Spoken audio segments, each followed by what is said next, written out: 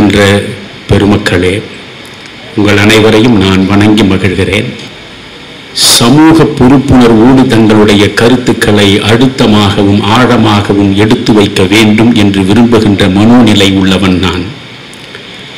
வெறும் நகைச்சுவை துணுக்கு தோரணங்களை தொங்கவிட்டு விழா எலும்பு நோக சிரிக்க வைப்பதுதான் இன்றைய சிறந்த பேச்சு என்கிற அளவுக்கு மாறிவிட்ட நிலையில் எந்த மேடையில் ஏறி நீங்கள் பேசுவதாக இருந்தாலும் சபை உங்களோடு சேர்ந்து சிரிக்கிறதா என்று அன்பு கூர்ந்து எண்ணாமல் உங்களுடைய கருத்துக்களை உள்வாங்கி சிந்திக்கிறதா என்று யோசித்து யோசித்து ஒவ்வொரு கருத்தாக நீங்கள் பேச வேண்டும்.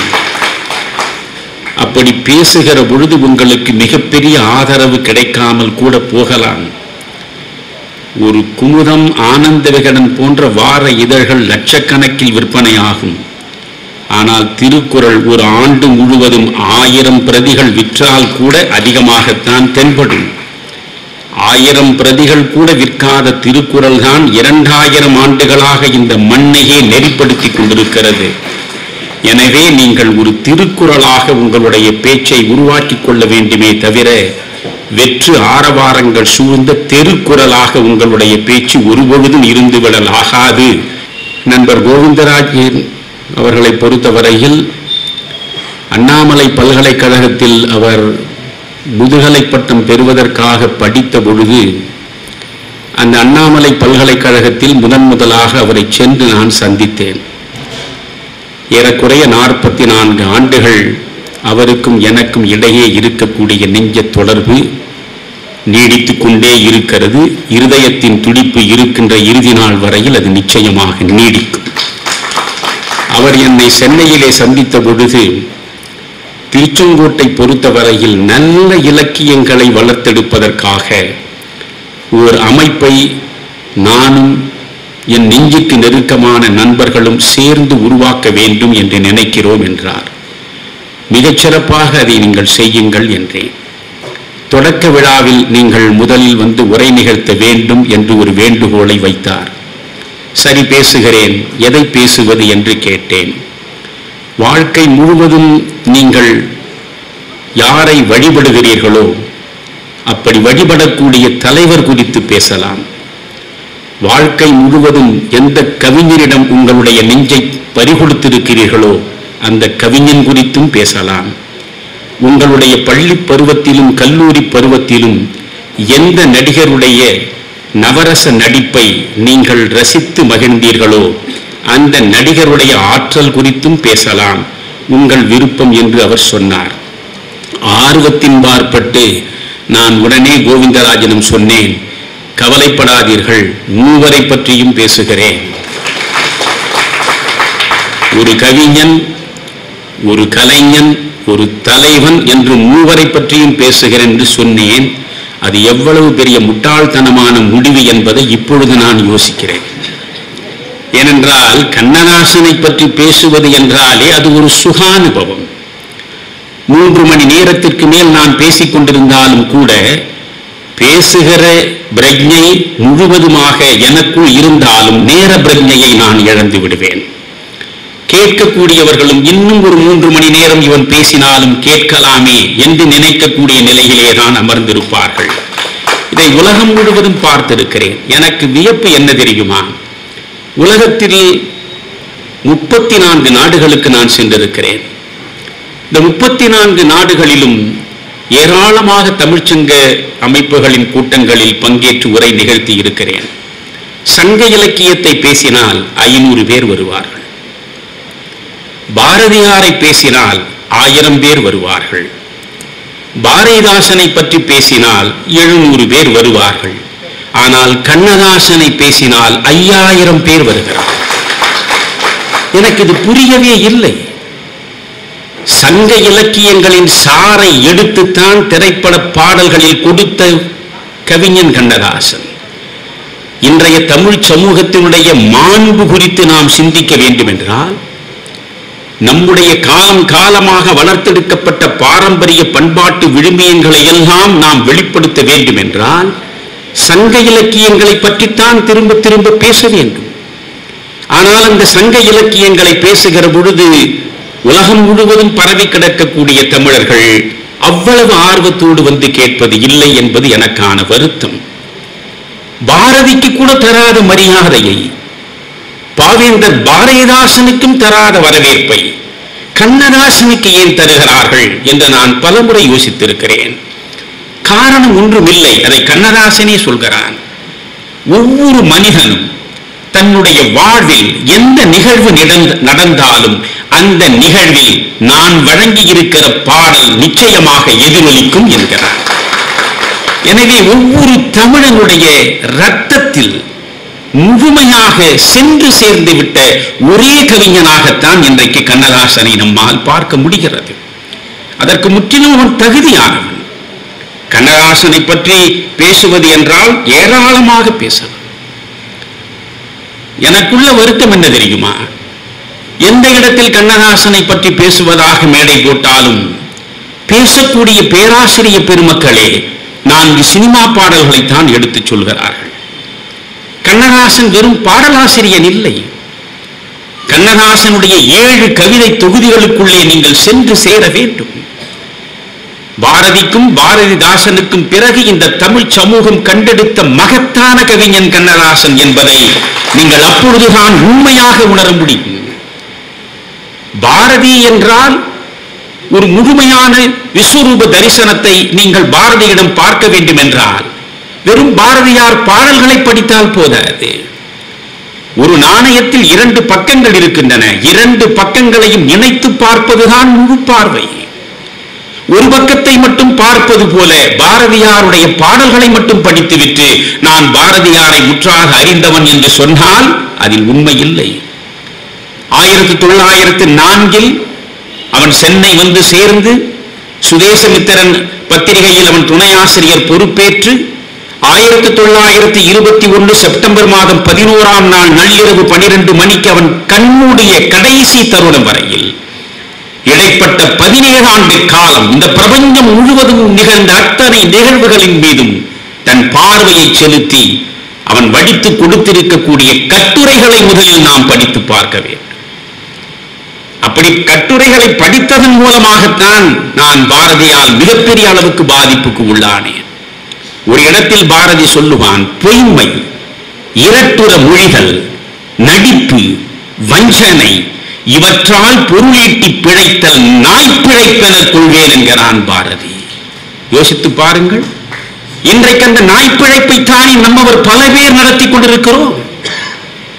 பொய்மை, இரட்டுற மொழிகள், வஞ்சனை, நடிப்பு இவற்றால் பொருளீட்டி பிழைத்தல் நாய்ப்பிழைப்பென கொள்வேன் என்றான்.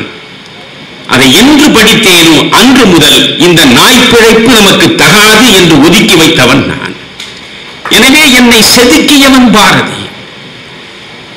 அணுவாக பாரதியினுடைய கருத்துக்களை நீங்கள் உள்வாங்குகிற போதுதான் அந்த கவிஞனுடைய ஆற்றல் முழுவதும் இந்த மண்ணுக்கு எப்படி அவன் கொடுத்திருக்கிறான் என்பதை புரிந்து கொள்ள முடியும். எனவே அந்த பாரதி இந்த தமிழ் சமூகத்திற்கு வழங்கி இருக்கக்கூடிய கருத்துக்கள் ஏராளம். அந்த பாரதியிடம்தான் வந்து பெண்ணியம் பேசிவிட்டு பிரபாவதி நின்றிருக்கிறார். கண்ணதாசனை பொறுத்தவரையிலும் உங்களுக்கு சொல்கிறேன், எப்படி பாரதியை நீங்கள் முழுமையாக அறிய வேண்டும் என்றால் ஒரு பக்கம் அவனுடைய கவிதைகளையும் இன்னொரு பக்கம் அவனுடைய கட்டுரைகளையும் படிக்க வேண்டும். அப்படித்தான் கண்ணதாசனை. கண்ணதாசனுடைய திரைப்பட பாடல்களை மட்டும் படித்துவிட்டு நீங்கள் முழுமையாக கண்ணதாசனை புரிந்து கொள்ளவே முடியாது. அவனுடைய 7 கவிதை தொகுதிகளுக்குள்ளே சென்று பாருங்கள். பாரதி ஒரு இடத்தில் சொல்கிறான், உண்மையான தமிழ் பணியை ஆற்றுவதற்கு வழி என்ன?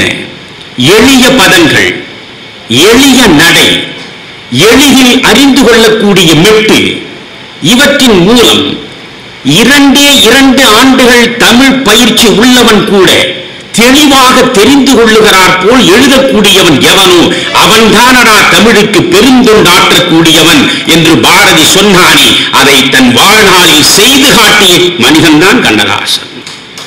கண்ணதாசனை படிப்பதற்கு நீங்கள் பல்கலைக்கழக பட்டதாரியாக இருக்க வேண்டிய அவசியம் இல்லை. மிகச் சாதாரண அளவுக்கு தமிழை கூட்டி படிக்க தெரிந்தால் போதும். உங்களுடைய கைபிடித்து கண்ணதாசன் நடக்க தொடங்குவான். கண்ணதாசன் சினிமாவில் அவனே பாடுகிறான். திரைப்படங்களை பொறுத்தவரையில் நீங்கள் பார்த்தால் கண்ணதாசன் தானே தோன்றி பாடிய பாடல்கள் 3 பாடல்களுமே மிகப்பெரிய வெற்றியை தமிழகத்து மக்களிடம் பெற்றது. இரத்த திலகத்தில் கண்ணதாசன் பாடுவார். அதைத்தான் எல்லா இடங்களிலும் நாம் பேசிக் கொண்டிருக்கிறோம். ஒரு கோப்பையிலே என் குடியிருப்பு, ஒரு கோலமையில் என் துணை இருப்பு, இசை பாடலிலே என் உயிர் துடிப்பு, நான் காண்பதெல்லாம் அழகின் சிரிப்பு என்று பேசுகிற அந்த பாட்டிலேதான் மாநில இனத்தை நான் ஆட்டி வைப்பேன், அவர் மாண்டு விட்டால் அதை பாடி வைப்பேன், நான் நிரந்தரமானவன், அழிவதில்லை, எந்த நிலையிலும் எனக்கு மரணமில்லை என்று பேசியவன் கண்ணதாசன். படைப்பு இலக்கிய உலகத்தில் நீங்கள் மகத்தான சாதனைகளை நிகழ்த்திவிட்டால் உங்களுக்கு சாவே கிடையாது, சாவே கிடையாது. மரணமில்லா பெருவாழ்வை உங்கள் படைப்புகளின் மூலமாகத்தான் நீங்கள் பெற முடியும். 1981 கண்ணதாசன் கண்மூடினான். யோசித்து பாருங்கள், 33 ஆண்டுகள் முடிந்து விட்டன. இன்றும் கண்ணதாசன் பேசப்படுகிறானே. எத்தனையோ திரைப்பட பாடல்கள் வருகின்றன. சென்ற வாரம் வந்த ஒரு படத்தில் நாம் கேட்ட பாடலை இந்த வாரம் காது கொடுத்து கேட்க நாம் தயாராக இல்லை. ஆனால் 1960களில் கண்ணதாசன் கொடுத்த அத்தனை பாடல்களிலும் ஒட்டுமொத்த தமிழ் சமூகமே மயங்கி கிடக்கிறதே. ஒவ்வொரு பாடலுக்குள்ளேயும் தன்னுடைய முகத்தை தானாகவே பார்த்து சிலிர்த்து நிற்கிறதே தமிழினம். அதை சாதித்த கண்ணதாசன் திரைப்பட பாடலில் அவனே நின்று பாடுகிற பொழுது அவன் சொல்கிறான், காவிய தாயின் இளைய மகன், காதல் பெண்களின் பெரும் தலைவன், பாமர ஜாதியில் தனி மனிதன், நான் படைப்பதனால் என் பேர் இறைவன் என்று பேசுகிறான்.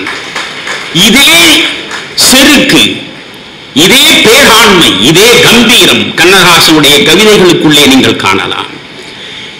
காலக்கணிதம் என்று கண்ணதாசனுடைய ஒரு கவிதையை நான் உங்களிடம் சொல்கிறேன். இதுபோல் எழுதியவன் யார்? இப்படி தன்னை வெளிப்படுத்தக்கூடிய அளவுக்கு அந்த ஆற்றல் அவனுக்கு வந்து வாய்ப்பு இருந்ததென்றால் மொழியில் அவனுக்கு இருந்த ஆளுமை, நினைத்தபடியெல்லாம் தமிழ் அவனிடம் வளைந்து கொடுத்திருக்கிறது. இந்த ஒரு கவிதையை நீங்கள் யோசியுங்கள். கவிஞன் யானோர் காலக்கணிதம், கவிஞன் யானோர் காலக்கணிதம், கருப்படு பொருளை உருப்பட வைப்போம், புவியில் யானுமோர் புகழுடை தெய்வம், பொன்னிலும் விளைவிது பொருள் என் செல்வம், இவை சரியென்றால் இயம்புவதின் தொழில், இவை தவறானால் எதிர்ப்பதன் வேலை, ஆக்கல் அழித்தல் அழித்தல் இம்மூன்றும் அவனும் யானுமே அறிந்தவை அறிக, செல்வர்கள் கையில் சிறைப்பட மாட்டேன், பதவி வாளுக்கு பயப்பட மாட்டேன், பாசம் மிகுத்தேன், பற்றுகள் மிகுத்தேன், ஆசை தருவன அனைத்தும் பற்றுவேன், உண்டாயின் பிறர் உண்ணத் தருவேன், இல்லாயின் எமர் இல்லம் தட்டுவேன், வண்டாய் எழுந்து மலர்களில் அமர்ந்து வாய்ப்புறம் தேனை ஊர்ப்புறம் தருவேன், பண்டோர் கம்பன் பாரதி தாசன் சொல்லாதன சில சொல்லிட முனைவேன், புகழ்ந்தால் என் உடல் புல்லரிக்காது, இகழ்ந்தால் என் மனம் இறந்து விடாது, வளமார் கவிகள் வாக்கு மூலங்கள் இறந்த பின்னாலே எழுதுக தீர்ப்பு, கல்லாய் மரமாய் காடு மேடாக மாறாதிருக்கையான் வனவிலங்கல்ல, மாற்றம் எனது மானிட தத்துவம், மாறும் உலகின் மகத்துவம் அறிவேன், எவ்வவை தீமை எவ்வவை நன்மை என்பதறிந்து ஏகுமின் சாலை, தலைவர் மாறுவர் தர்பார் மாறும், தத்துவம் மட்டுமே அட்சய பாத்திரம், கொள்வோர் கொள்க குறைப்போர் குறைக்க, உள்வாய் வார்த்தை உடம்பு தொடாது, நானே தொடக்கம் நானே முடிவு, நான் உரைப்பதுதான் நாட்டின் சட்டம் என்று பேசியவன் கண்ணதாசன். இந்த கவிதையை நீங்கள் ஆராதிக்க வேண்டும் என்றால் கண்ணதாசனின் கவிதை தொகுதிகளுக்குள்ளே சென்று சேர வேண்டாமா? வெறும் சினிமா பாடல்களை மட்டுமே நீங்கள் கண்ணதாசனில் பார்த்துக் கொண்டிருக்கலாகாது. எத்தனை கருத்துக்களை எவ்வளவு தெளிவாக எவ்வளவு எளிமையாக சாதாரண மனிதனிடமும் சென்று சேருகிறார் போல் கொண்டு வந்து கொடுத்திருக்கிறார். எனக்குள்ள வியப்பு என்ன தெரியுமா? நான் ஒரு 18 நூல்களை எழுதியிருக்கிறேன். ஆனால் நான் நூல்களை எழுதுகிற பொழுது என்னுடைய பேனா எடுத்து தாளை வைத்துக் கொண்டு நான் எழுத உட்காருவேன். ஆனால் கண்ணதாசன் ஒரு குறிப்பிட்ட காலம் வரைதான் அவனாக எழுதினான். அதற்கு பிறகு அவன் பேனாவை தொட்டதில்லை, தாளை தொட்டதில்லை. அவன் பெயரில் இன்றைக்கு இருக்கக்கூடிய அத்தனை படைப்புகளும் உதவியாளர் இவன் சொல்ல சொல்ல எழுதியவைதான். ஒருவன் எப்படி சொல்லுகிற பொழுதே இவ்வளவு ஆழமும் அர்த்தமும் செறிந்தார் போல் வார்த்தைகள் சரம் சரமாய் வந்து விடும், புரியவே இல்லை நமக்கு. இறை ஆற்றல் என்ற ஒன்று அவனுக்குள் இல்லாமல் போயிருந்தால், கருவில் திரு அவனுக்குள் வந்து வாய்க்காமல் போயிருந்தால், இந்த வரம் நிச்சயமாக அவனுக்கு சென்று சேர்ந்திருக்க முடியாது. எவனுமே கிடையாது. சினிமாவையே நீங்கள் எடுத்துக்கொண்டால், ஒரு இசையமைப்பாளர் தத்தகாரத்தை வாசித்து காட்டுகிற பொழுது இன்றைக்கு இருக்கக்கூடிய நிலையில் உள்ள கவிஞர்கள் அத்தனை பேரையும் நான் அறிவேன். இந்த தத்தகாரத்தை வாசித்தால் அதை அவர்கள் ஒலிப்பதிவு செய்து கொள்வார்கள், வீட்டிற்கு கொண்டு போவார்கள். அந்த தத்தகாரத்தை போட்டு போட்டு போட்டு பார்த்து ஒவ்வொரு வார்த்தையை தேடி தேடி தேடி அந்த மெட்டை இட்டு நிரப்புவதுதான் இன்றைய கவிஞர்கள் செய்து கொண்டிருக்கிற வேலை. சொல்லுகிற பொழுதே, அந்த மெட்டை போடுகிற பொழுதே, அப்படியே கண்ணதாசன் சூழலை நீங்கள் கவனிக்க வேண்டும். முதலில் வந்து உட்காருவான், என்ன சூழல் என்று கேட்பான், சிச்சுவேஷன். உடனே இந்த சூழல் என்று இயக்குனர் சொல்லுவார். சரி, அந்த சூழலுக்கு நானாக பாட்டு தரவா அல்லது நீங்கள் ஏதாவது மெட்டை போட்டிருக்கிறீர்களா என்று இசையமைப்பாளரிடம் கேட்பான். இல்லை, நாங்கள் ஏற்கனவே மெட்டு போட்டு வைத்திருக்கிறோம். அப்படியா, சரி. ஒரு பக்கம் சூழல் சொல்லப்பட்டு விட்டது, இன்னொரு பக்கம் மெட்டு வாசிக்கப்பட்டு விட்டது. ஒரு 5 நிமிடம் ஒரு சிகரெட்டை எடுத்து அவன் புகைத்துக் கொண்டிருப்பான். இந்த சிகரெட்டினுடைய புகை போய்கொண்டிருக்கும். அவன் அப்படியே புகைப்பான், உள்ளுக்குள் சிந்தனை ஊற்றெடுக்கும். சரி, அந்த மெட்டை சொல்லுங்கள் என்பான். உடனே அந்த மெட்டை சொன்னால், பால் இருக்கும், பழம் இருக்கும், பசி இருக்காது, ஒரு சின்ன இடைவெளி கூட இருக்காது. ஒரு நிகழ்ச்சியில் பஞ்சேர்நாஜலம் நானும் கலந்து கொண்ட பொழுது பஞ்சேர்நாஜலம் சொன்ன பொழுது வியந்து போனேன். பஞ்சேர்நாஜலம் அவருடைய சகோதரருடைய மகன். கண்ணதாசன் எப்பொழுதுமே சொல்ல சொல்லத்தான் எழுத வேண்டும். ஆனால் கண்ணதாசனுடைய வேகத்திற்கு ஏற்றாற்போல் எழுத முடியாது. அதனால் கண்ணதாசனிடம் ஒருவன் உதவியாளனாக வெற்றிகரமாக நீண்ட காலம் வாழ்ந்துவிடவும் இயலாது. சொல்லாமலே மூட்டையிட்டு விடுவார்கள். பஞ்சேர்நாஜலம் கண்ணதாசன் வந்து சேருகிறார், சொந்த சகோதரன் மகன். சரி, அவரை உதவியாளராக வைத்துக் கொண்டார். பஞ்சேர்நாஜலம் தான் கண்ணதாசனுக்கு பலகாலம் அவர் சொல்ல சொல்ல பாடல்களை எழுதியவர். அந்த அனுபவத்தை அவர் அந்த கூட்டத்தில் சொன்னார். வியந்து போனேன். பஞ்சேர்நாஜலம் சொன்னார், கண்ணதாசன் சொல்லுகிற வேகத்தில் எவனும் எழுத முடியாது. ஒரு மெட்டை வாசித்து காட்டிவிட்டால் உடனடியாகவே வார்த்தைகள் சரம் சரமாய் வந்து விழுந்து கொண்டே இருக்கும். இடையில் எந்த தடையும் இருக்கக்கூடாது. பால் இருக்கும், அவர் சொன்னதுதான் இது. பால் இருக்கும், பழம் இருக்கும், பசி இருக்காது, பஞ்சனையில் காற்று வரும், தூக்கம் வராது, 4 வகை குணம் இருக்கும், ஆசை விடாது, நடக்க வரும் கால்களுக்கு துணிவு இருக்காது. இவ்வளவு நான் எவ்வளவு வேகமாக இப்படி சொன்னேனோ அவ்வளவு வேகமாக சொல்லுவான். எப்பொழுது சிந்திக்கிறான், சிந்தித்ததை எப்படி உள்வாங்குகிறான், உள்வாங்கியதை எப்படி வார்த்தையாக வெளிப்படுத்துகிறான், எல்லாமே மின்னல் வேகத்திலேதான். இதை பஞ்சேர்நாஜலம் சொன்னார். இவர் சொல்லுகிற வேகத்திற்கு நம்மால் எழுத முடியாது. நான் எப்படி எழுதுவேன் தெரியுமா? பால் இருக்கும், பழம் இருக்கும், பசி இருக்காது என்று சொல்லும் போது காதில் கேட்டுக்கொள்வேன், பா பா பா என்று போட்டுக்கொள்வேன். இப்படி உள்வாங்கிக் கொண்டு பிறகு வார்த்தைகளை நிரப்பித்தான் கண்ணதாசனிடம் எழுதி வெற்றி பெற முடிந்தது. அதனால் ஏற்பட்ட விபத்து என்ன தெரியுமா? ஓடம் நதியினிலே ஒருத்தி மட்டும் கரையினிலே என்று கண்ணதாசன் சொன்ன பொழுது இதை அந்த நேரத்தில் கேட்டுக்கொண்ட பஞ்சேர்நாஜலம் சொல்லிவிட்ட பிறகு எழுதி முடித்தார், ஓடம் நதியினிலே ஒருத்தி மட்டும் தரையினிலே என்று எழுதினார். பாடல் பதிவாகிவிட்டது. பாடல் பதிவான பின்பு கண்ணதாசன் கேட்கிறார். படம் எடுத்தாகிவிட்டது. ஜெமினி கணேசனை வைத்து படகிலே வைத்து படமும் எடுத்தாகிவிட்டது. பாட்டை கேட்டு அதிர்ந்து போனார். பஞ்சநாஜலத்தை அழைத்தார். என்னடா செய்திருக்கிறாய்? ஓடம் நதியினிலே ஒருத்தி மட்டும் கரையினிலே என்று நானே சொன்னேன், நீ என்ன தரையினிலே என்று எழுதியிருக்கிறாய்? பஞ்சு கொஞ்சமும் கவலைப்படவில்லை. என்னைய கரைக்கும் தரைக்கும் என்ன வேறுபாடு என்று கேட்டிருக்கிறார். பாவி, நீர்நிலைக்கு பக்கத்திலே இருக்கக்கூடிய நிலம்தானடா கரை, மற்ற இடங்களில் இருப்பதெல்லாம் தரை.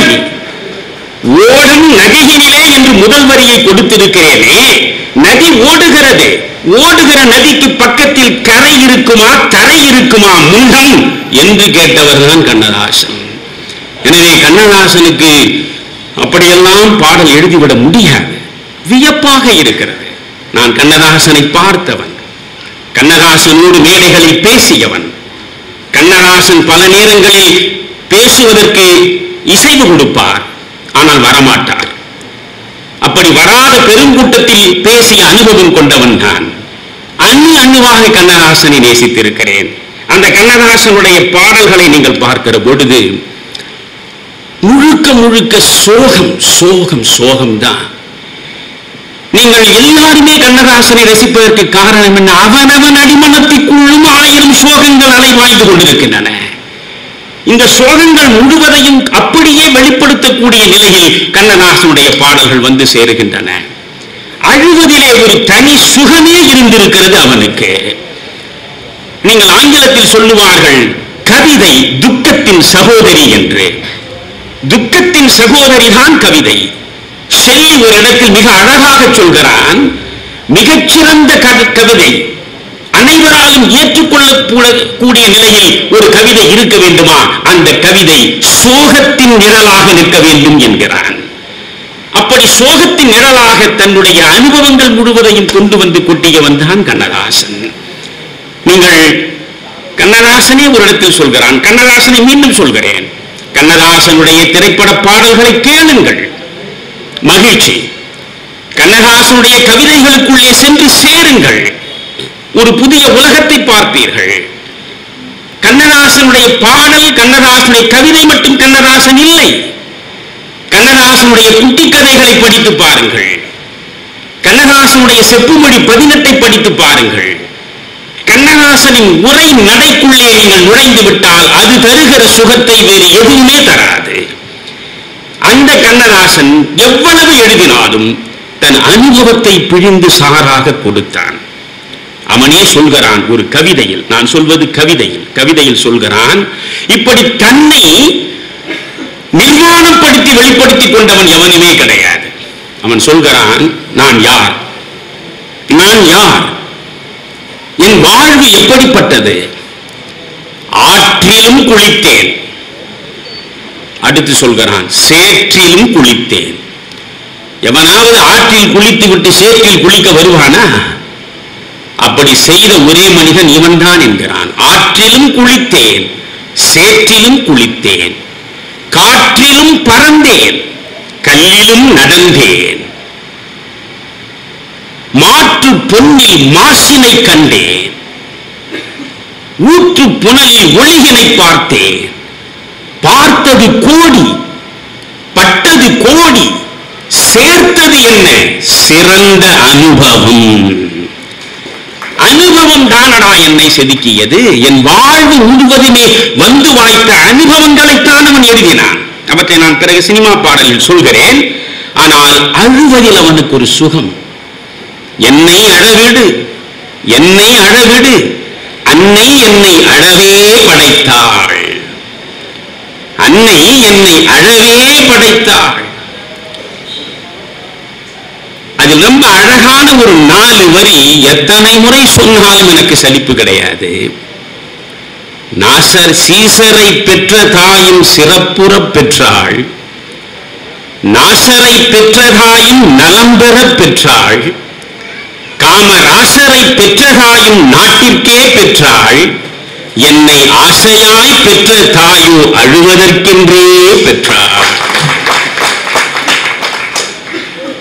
எந்த அளவுக்கு அழுதிருக்கிறான்? அவனே சொல்கிறான், பிறப்பிலும் அழுகேன், பிறப்பிலும் அழுகேன். பிறகு பிறப்பிலும் அழுகேன், பிறந்து கிடைத்த அத்தனை சிறப்பிலும் அழுகேன், உள்ளே மனத்திலும் அழுகேன், ஊரார் இறப்பிலே அழுவதெல்லாம் இதுவரை அழுதுவிட்டேன் என்கிறான். சரி, ஒரு கவிஞன் எப்பொழுதும் சோகம் கொண்டாடுவது நியாயமா? அழுவதுதான் உனக்கான வேலையா என்று கேட்டால் அதற்கு அவன் சொல்கிறான், வானம் அழுவது மழை எனும் போது, வையம் அழுவது பனி எனும் போது, கானம் அழுவது கலை எனும் போது, கவிஞன் அழுவது கவிதையாகாதா என்று கேட்கிறார். நான் அழுகிறேன், என் ஒவ்வொரு அழுகையிலும் கவிதை செழு. தமிழுக்கு புதிய புதிய கருத்துக்களின் மூலமாக கவிதை வந்து சேர்ந்து விடுகிறது, அதனால் அழுகிறேன் என்று பேசுகிறான். நான் ஒரு பக்கம் கவிதையையும் இன்னொரு பக்கம் சினிமா பாடலையும் சேர்த்தே உங்களுக்கு சொல்ல விரும்புகிறேன். அழுதான். நீங்கள் காதலியை நினைத்து கூட அவன் கண்ணீர் விட்டவன் தான். தொழுவது சுகமா? அவன் கேட்கிறான் நம்மை பார்த்து. இறைவனுக்கு முன்னாலே சென்று நீங்கள் கைகூப்பி தொழுவது சுகமா? தொழுவது சுகமா? இல்லை. அழுவதில் தான் சுகம். யாருக்காக அழ வேண்டும்? காதலிக்காக அழ வேண்டும். தொழுவது சுகமா? வண்ண தோகையின் கனிந்த மார்பில் விழுவது சுகமா? உண்ணும் விருந்துதான் சுகமா? இல்லை. பழகிய காதல் எண்ணி பள்ளியில் தனியே சாய்ந்து அழுவது சுகம் என்பேன் யான், அறிந்தவர் அறிவாராக. காலங்கள் பிரித்த போதும், கடவுளே தடுத்த போதும், கோலங்கள் நரைத்த போதும், குலமெல்லாம் வெறுத்த போதும். வார்த்தைகளை பார்த்தீர்களா? எப்படி வந்து விழுகிறது பாருங்கள். அதுதான் கண்ணதாசன். அந்த கண்ணதாசன் தன்னுடைய அழுகையின் மூலமாக நிறைய பாடல்களில் புலம்பி இருக்கிறான், கவிதைகளில். ஆனால் சினிமா பாட்டு என்று வருகிற பொழுது அவன் அழுவதை நிறுத்தி விடுகிறான். ஏனென்றால் படிக்கக்கூடிய ஆற்றல் பெற்றவன் தான் ஒன்றை படிப்பினால் பாதிக்கப்படுவான். ஆனால் சினிமா பாடல் கடைசி கிராமத்து மனிதனிடமும் சென்று சேரக்கூடிய ஆற்றலை பெற்றிருக்கக்கூடிய சக்தி வாய்ந்தது. அந்த பாடலை சமூக பொறுப்புணர்வோடு கொடுக்க வேண்டும். நீங்கள் ஷெல்லியையே நீங்கள் பார்த்தால், ஆங்கில இலக்கிய உலகத்தின் மிகச்சிறந்த இரட்டையர்களாக போற்றப்படுபவர்கள் ஷெல்லியும் கீட்ஸும். அங்கே ஷெல்லி கீட்ஸ் பைரனை போன்றுதான், இங்கே பாரதி பாரதிதாசன் கண்ணதாசன். அந்த ஷெல்லியை ஒரு இடத்தில் மிக அழகாக தன் சோகத்தை எடுத்துச் சொல்கிறான்.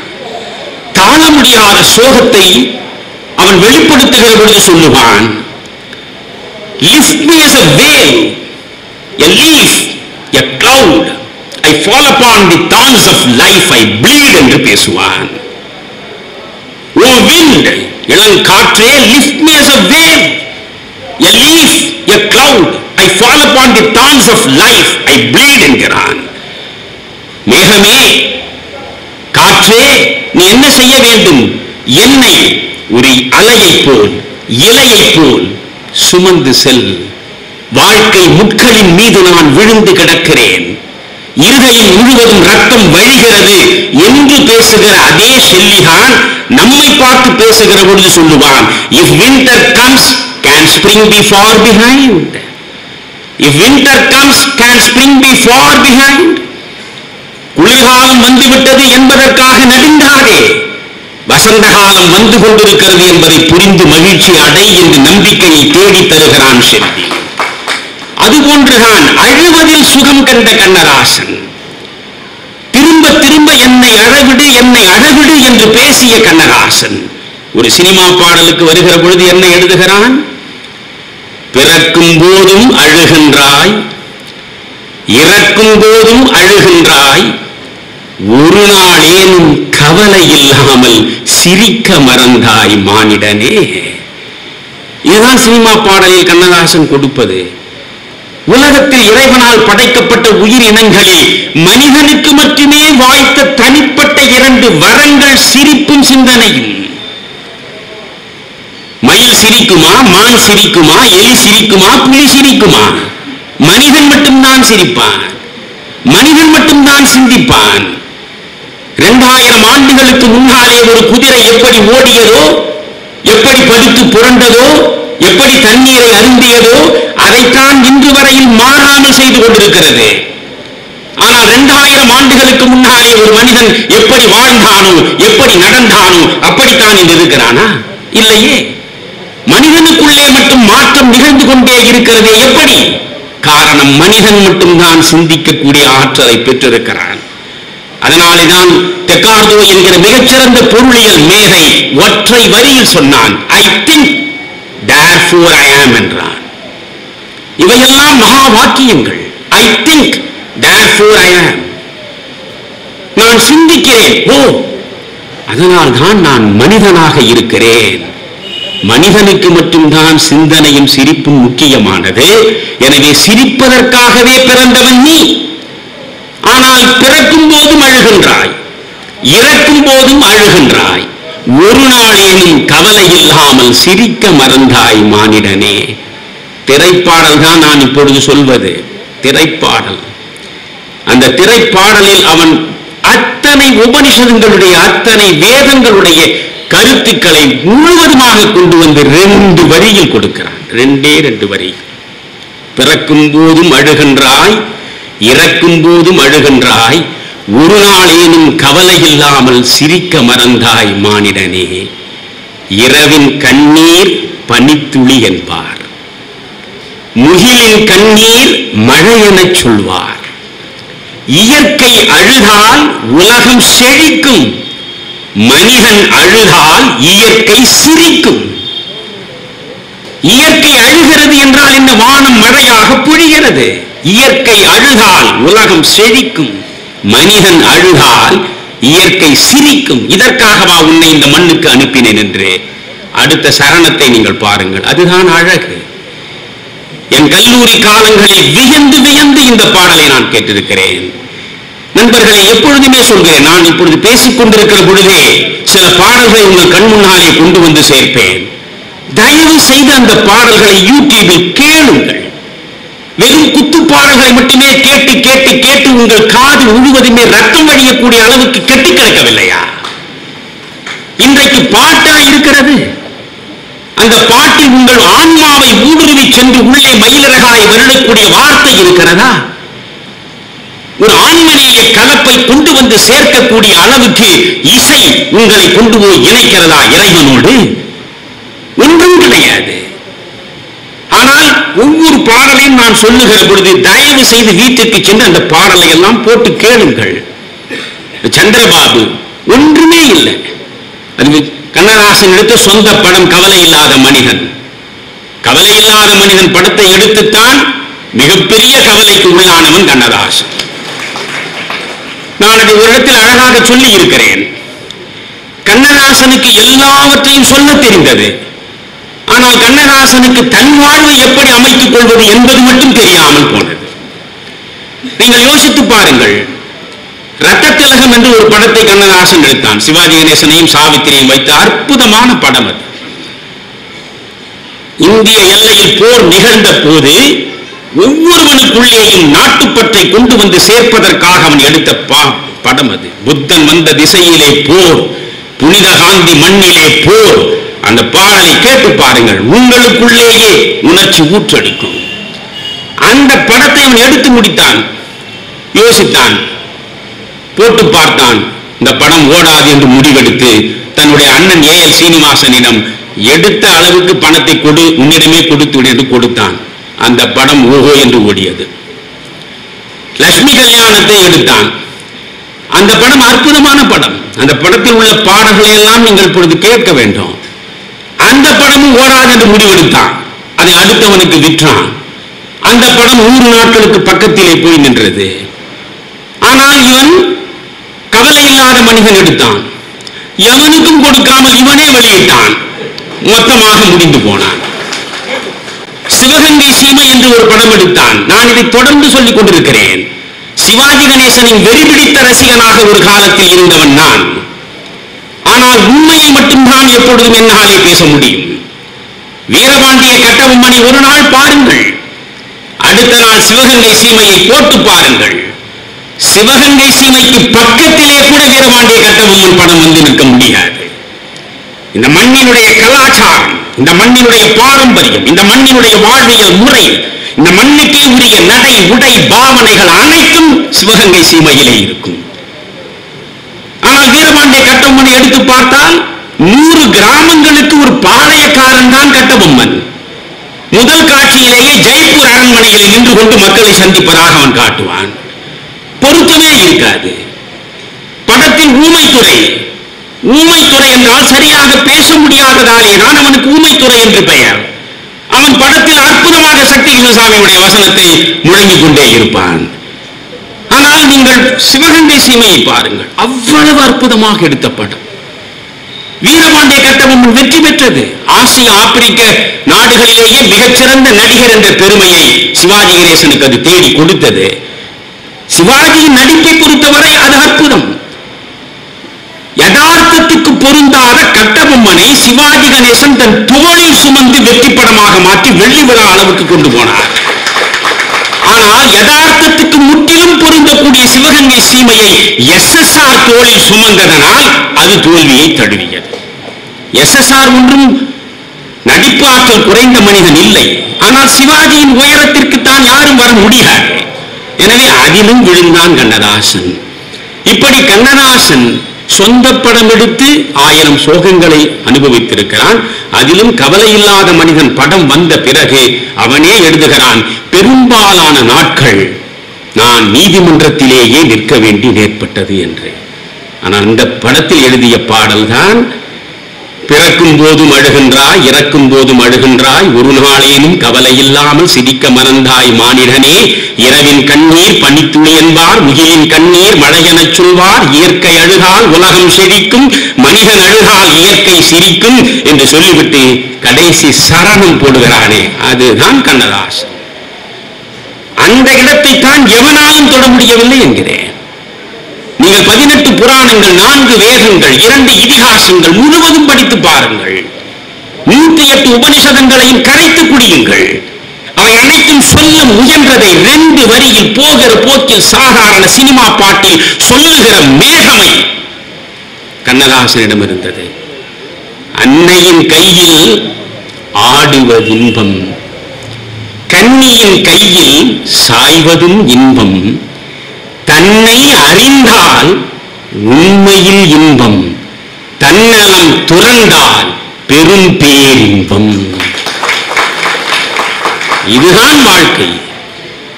இதுதான் நீங்களும் நானும் தேடி தழுவிக் கொள்ள வேண்டிய செய்தி. இன்றைய கல்வி எதை தருகிறது? தன்னை அறியக்கூடிய ஆற்றலை கல்வி தருகிறதா? நிச்சயமாக இல்லை.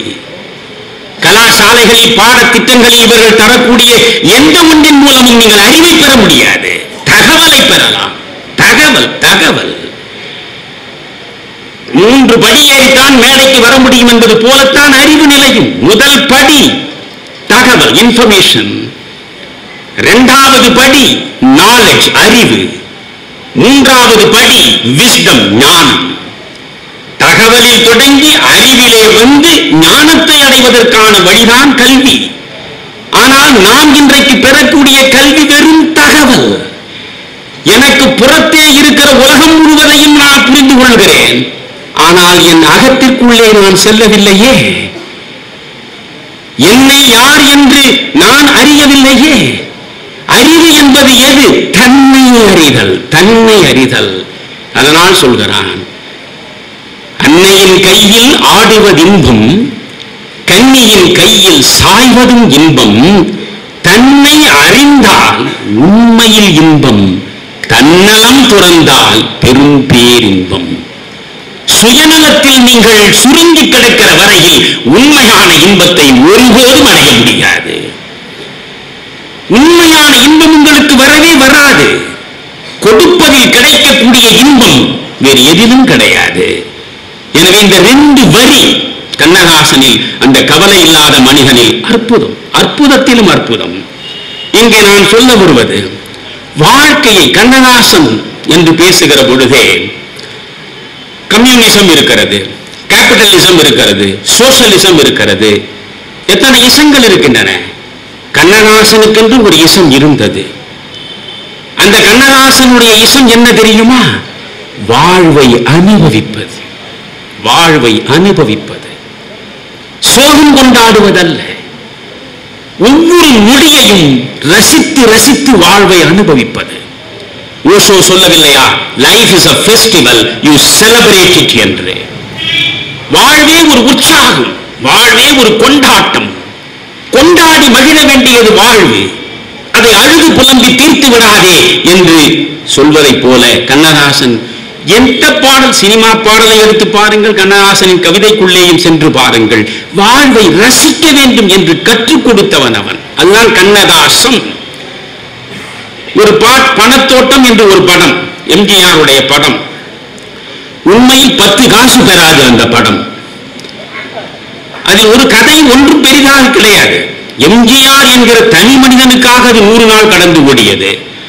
எம்ஜிஆர் என்கிற பிம்பத்துக்கு இணையாக இதுவரையில் இந்த தமிழ் மண்ணில் ஒரு பிம்பம் அப்படி சமைக்கப்படவில்லை. அந்த எம்ஜிஆருடைய படம் இந்த பணத்தோட்டம். இந்த பணத்தோட்டத்தை நீங்கள் பார்த்தால் அதில் பெரிதாக நீங்கள் அதை தூக்கி நிறுத்தக்கூடிய அம்சங்களில் ஒன்று கண்ணதாசனுடைய பாடல்கள்.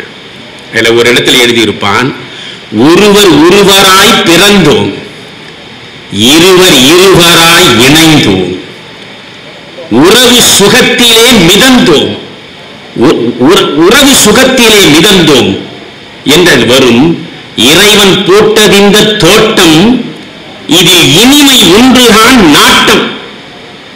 இறைவன் போட்டதிந்த தோட்டம், இதில் இனிமை ஒன்றுதான் நாட்டம்.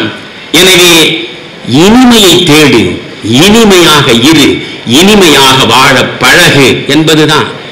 நிச்சயதாம்பலம் என்ற ஒரு படத்தை நீங்கள் பார்த்திருந்தால் சிவாஜி கணேசன் பாடுவது போல முதல் காட்சி வரும் அல்லவா?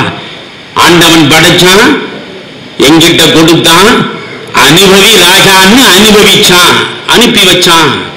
இது சிவாஜி கணேசனுக்காக கண்ணதாசன் எழுதவில்லை, அவன் அவனுக்காகவே எழுதியது. இவையெல்லாம் என்னை அனுப்பியதே எதற்காக? அனுபவிப்பதற்காகத்தான். எனவே அனுபவிப்பதற்காகத்தான் வந்திருக்கிறோம். வாழ்வில் ஒரு பக்கம் துன்பம் இருக்கும், இன்னொரு பக்கம் இன்பம் இருக்கும். அந்த துன்பத்தை புறந்தள்ளிவிட்டு இன்பத்தை நோக்கி நட. அதை சொல்வதுதான் கண்ணதாசனுடைய பாட்டு இலக்கணமாக, பாட்டு குறிக்கோளாக, பாட்டு இலக்காக இறுதி வரை இருந்திருக்கிறது.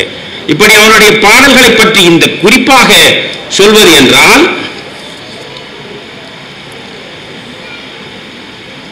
ஒருவர் ஒருவராய் பிறந்தோம், இருவர் இருவராய் இணைந்தோம், உறவு சுகத்திலே மிதந்தோம் என்று பாடுகிற ஒரு பக்கம். நீங்கள் போலீஸ்காரன் மகள் என்று ஒரு படம், இவையெல்லாம் நீங்கள் எங்கே பார்த்திருப்பீர்கள்? இவையெல்லாம் தானே படம். அது ஸ்ரீதருடைய கலைவண்ணத்தில் என்ன படம் தெரியுமா? அது முத்துராமனும் விஜயகுமாரியும் அண்ணன் தங்கையாக வருகிற காட்சி, இந்த விஜயகுமாரியை பாலாஜி ஏமாற்றி விடுகிற சூழல், அந்த நேரத்தில் கண்ணிலே நீரெதற்கு பாட்டாது ஒரு சினிமா பாட்டு, ஒவ்வொரு வரி ஒற்றை வரி வரியாய் சொல்லுவான். கண்ணிலே நீரெதற்கு, காலமெல்லாம் அழுவதற்கு. ஆனால் இங்கே நீங்கள் ஒரு வரி சொன்னால் அடுத்த வரி சொல்ல மாட்டேன் என்கிறீர்களே. நான் உலகம் முழுவதும் போய் பேசியிருக்கிறேன், சொன்னவுடன் அடுத்த வரி சொல்லுவான். கண்ணிலே நீர் எதற்கு, காலமெல்லாம் அழுவதற்கு, நெஞ்சிலே நினைவதற்கு, வஞ்சகரை மறப்பதற்கு. வார்த்தைகளை பாருங்க. கண்ணிலே நீரெதற்கு, காலமெல்லாம் அழுவதற்கு, நெஞ்சிலே நினைவதற்கு, வஞ்சகரை மறப்பதற்கு, இன்பம் என்னும் ஒழிவதற்கு, செல்வத்தில் மிதப்பவர்க்கு, துன்பம் என்னும் சொல்லியதற்கு, உள்ளம் என்பது உள்ளவர்க்கு. அது எனக்கு ரொம்ப பிடித்த வரி, 2 வரி ரொம்ப முக்கியமானது. பாசம் என்ற சொல்லியதற்கு, பார்த்திருந்து துடிப்பதற்கு, ஆசை என்ற சொல்லியதற்கு, அன்றாடம் சாவதற்கு. ஆசைதானே நம்மை சாகடிக்கிறது, பாசம் தானே நம்மை துடிக்க வைக்கிறது. பாசம் என்ற சொல் எதற்கு, பார்த்திருந்து துடிப்பதற்கு. நான் பெற்ற மகளுக்கு சரியான வாழ்வு அமையவில்லை என்றால் பார்த்து பார்த்து துடிப்பேன் இல்லையா? என்னை துடிக்க வைப்பது எது? என் உள்ளம் முழுவதும் நிரம்பி ததும்பக்கூடிய பாசம் தானே. அன்றாடம் சாவது எதற்கு? எல்லாவற்றின் மீதும் ஆசை வைப்பதனால் தானே. இந்த பாடலை நீங்கள் படியுங்கள். இன்றைய இளைஞர்களின் காதலை அப்படியே கண் முன்னால் காட்டுவான். அதுதான் இன்றைக்கு நடந்து கொண்டிருக்கிறது. கல்லூரி காதல் எவ்வளவு அழகாக ஒரு உருவகத்தை சொல்லி, அந்த உருவகத்துக்கு உருவகம் உங்களுக்கு புரியவில்லை என்றால் அதற்கு ஒரு விளக்கத்தையும் கொடுக்கிறார். பூவிலே தேனதற்கு, வண்டு வந்து சுவைப்பதற்கு, வண்டுக்கு சிறகதற்கு, உண்ட பின்பு பறப்பதற்கு. பூவிலே தேனதற்கு, வண்டு வந்து சுவைப்பதற்கு, வண்டுக்கு சிறகதற்கு, உண்ட பின்பு பறப்பதற்கு. இன்னும் புரியவில்லையா உங்களுக்கு? அடுத்த சரணம் சொல்கிறான் பாருங்கள். கல்லூரி காதலை பற்றி அடுத்த சரணம் சொல்கிறான். கையிலே வளைவதற்கு, காதலியை அணைப்பதற்கு, காலிலே நடைவதற்கு, காதலித்து பிரிவதற்கு. ஒரு சாதாரண சினிமா பாட்டு அது. அந்த காட்சியை யூடியூபில் போய் பாருங்கள். தமிழறிவு மணியன் சொன்னால் அதில் உண்மையான ரசனையும் உண்மையான சுகமும் உங்களுக்கு வந்து சேரும் என்று நம்பினால் நான் சொல்வதையெல்லாம் நீங்கள் சென்று பார்க்க வேண்டும். சீர்காழி கோவிந்தராஜனுடைய குரலில் அந்த பாடல் கேட்கும். எனக்கு என்ன தெரியுமா, இப்பொழுது நீங்கள் எந்த பாடலை எவன் பாடுகிறான் என்றே தெரியவில்லை. எல்லா குரலும் ஒரே மாதிரி தான் இருக்கு. ஆனால் அன்றைக்கு ஒரு டிஎம்எஸ், அது என்ன பாட்டா? சிவாஜி நடிப்பார் திரையில், டிஎம்எஸ் குரலில் நடிப்பார்.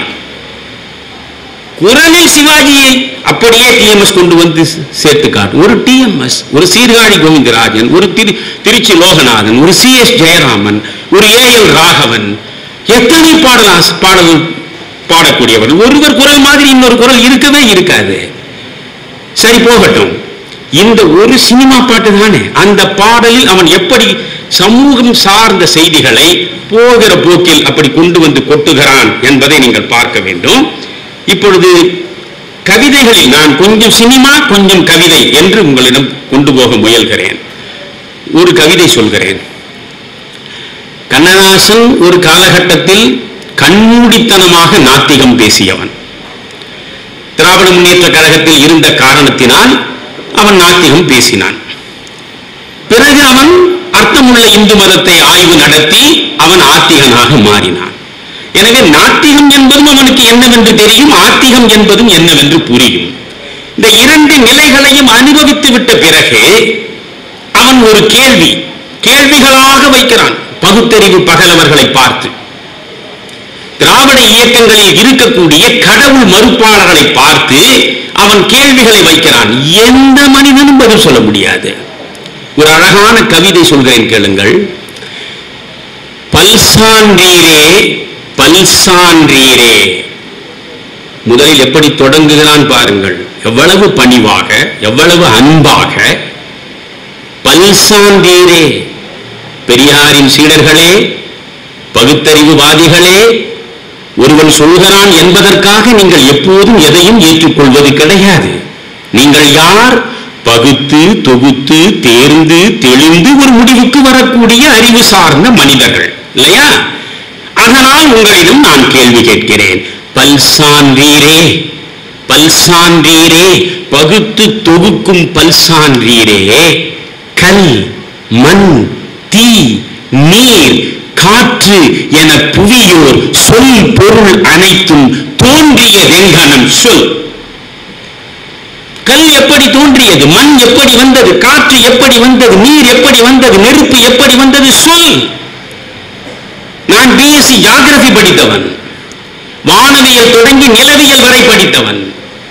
இது இப்படி இருக்கலாம் என்று நான் சொல்ல முடியுமே தவிர இது இப்படித்தான் இருந்தது என்று எவனும் சொல்ல முடியாது. பூமி பந்து எப்படி உருவெடுத்தது என்று நெபுலார் தியரியை நீங்கள் சொல்லலாம். ஆனால் நெபுலார் தியரியை உண்மை என்று எப்படி என்னால் ஏற்றுக்கொள்ள முடியும்? கல் மண் தீ நீர் காற்று என புவியோர் சொல் பொருள் அனைத்தும் தோன்றிய வெங்கானம் சொல். வானம் மதியமும் மண்ணிடை கடலும் தானே இயங்கும் தத்துவம் யார் செயல் சொல். வானத்தில் என்னென்னவோ நிகழ்கிறதே, எப்படி நிகழ்கிறது? வானில் நிலா வலம் வருகிறதே, வரவழைத்தவன் யார்? மண்ணிடை கடல். மயிலாப்பூரை நீங்கள் பார்த்தால் கடற்கரை ஓரத்திலே தான் அவர்கள் இருக்கிறார்கள். குமரியில் சென்றால் கடற்கரை ஓரத்திலே தான் இருக்கிறார்கள். ஐயோ, இரவு படுக்கிற பொழுது இது கரை மீறி வெள்ளம் வந்து நம் உயிர் அனைத்தையும் பறித்துக் கொண்டு போகுமே என்று யாராவது நடுங்கியா துடிக்கிறார்கள்? இல்லையே. யாருக்கோ செய்து கொடுத்த சத்தியத்தை காப்பாற்றுவது போல அந்த அலைகள் கரையை தொட்டுவிட்டு தொட்டுவிட்டு திரும்பி செல்லவில்லையா? சுனாமி வருகிறதே என்று சொல்லலாம் நீங்கள், அது உங்களால் வருகிறது. அழகான இயற்கையை நீங்கள் மிக மோசமாக பயன்படுத்த நினைக்கிற பொழுது அதற்குள் எழக்கூடிய சீற்றத்தை நீங்கள் அனுபவிக்கிறீர்கள், அவ்வளவுதான். அது இயற்கையின் சீற்றம். அந்த சீற்றம் தானாக உருவாவதில்லை, நீங்களாக உருவாக்குகிறீர்கள். மற்றபடி பாடலை பாருங்கள்.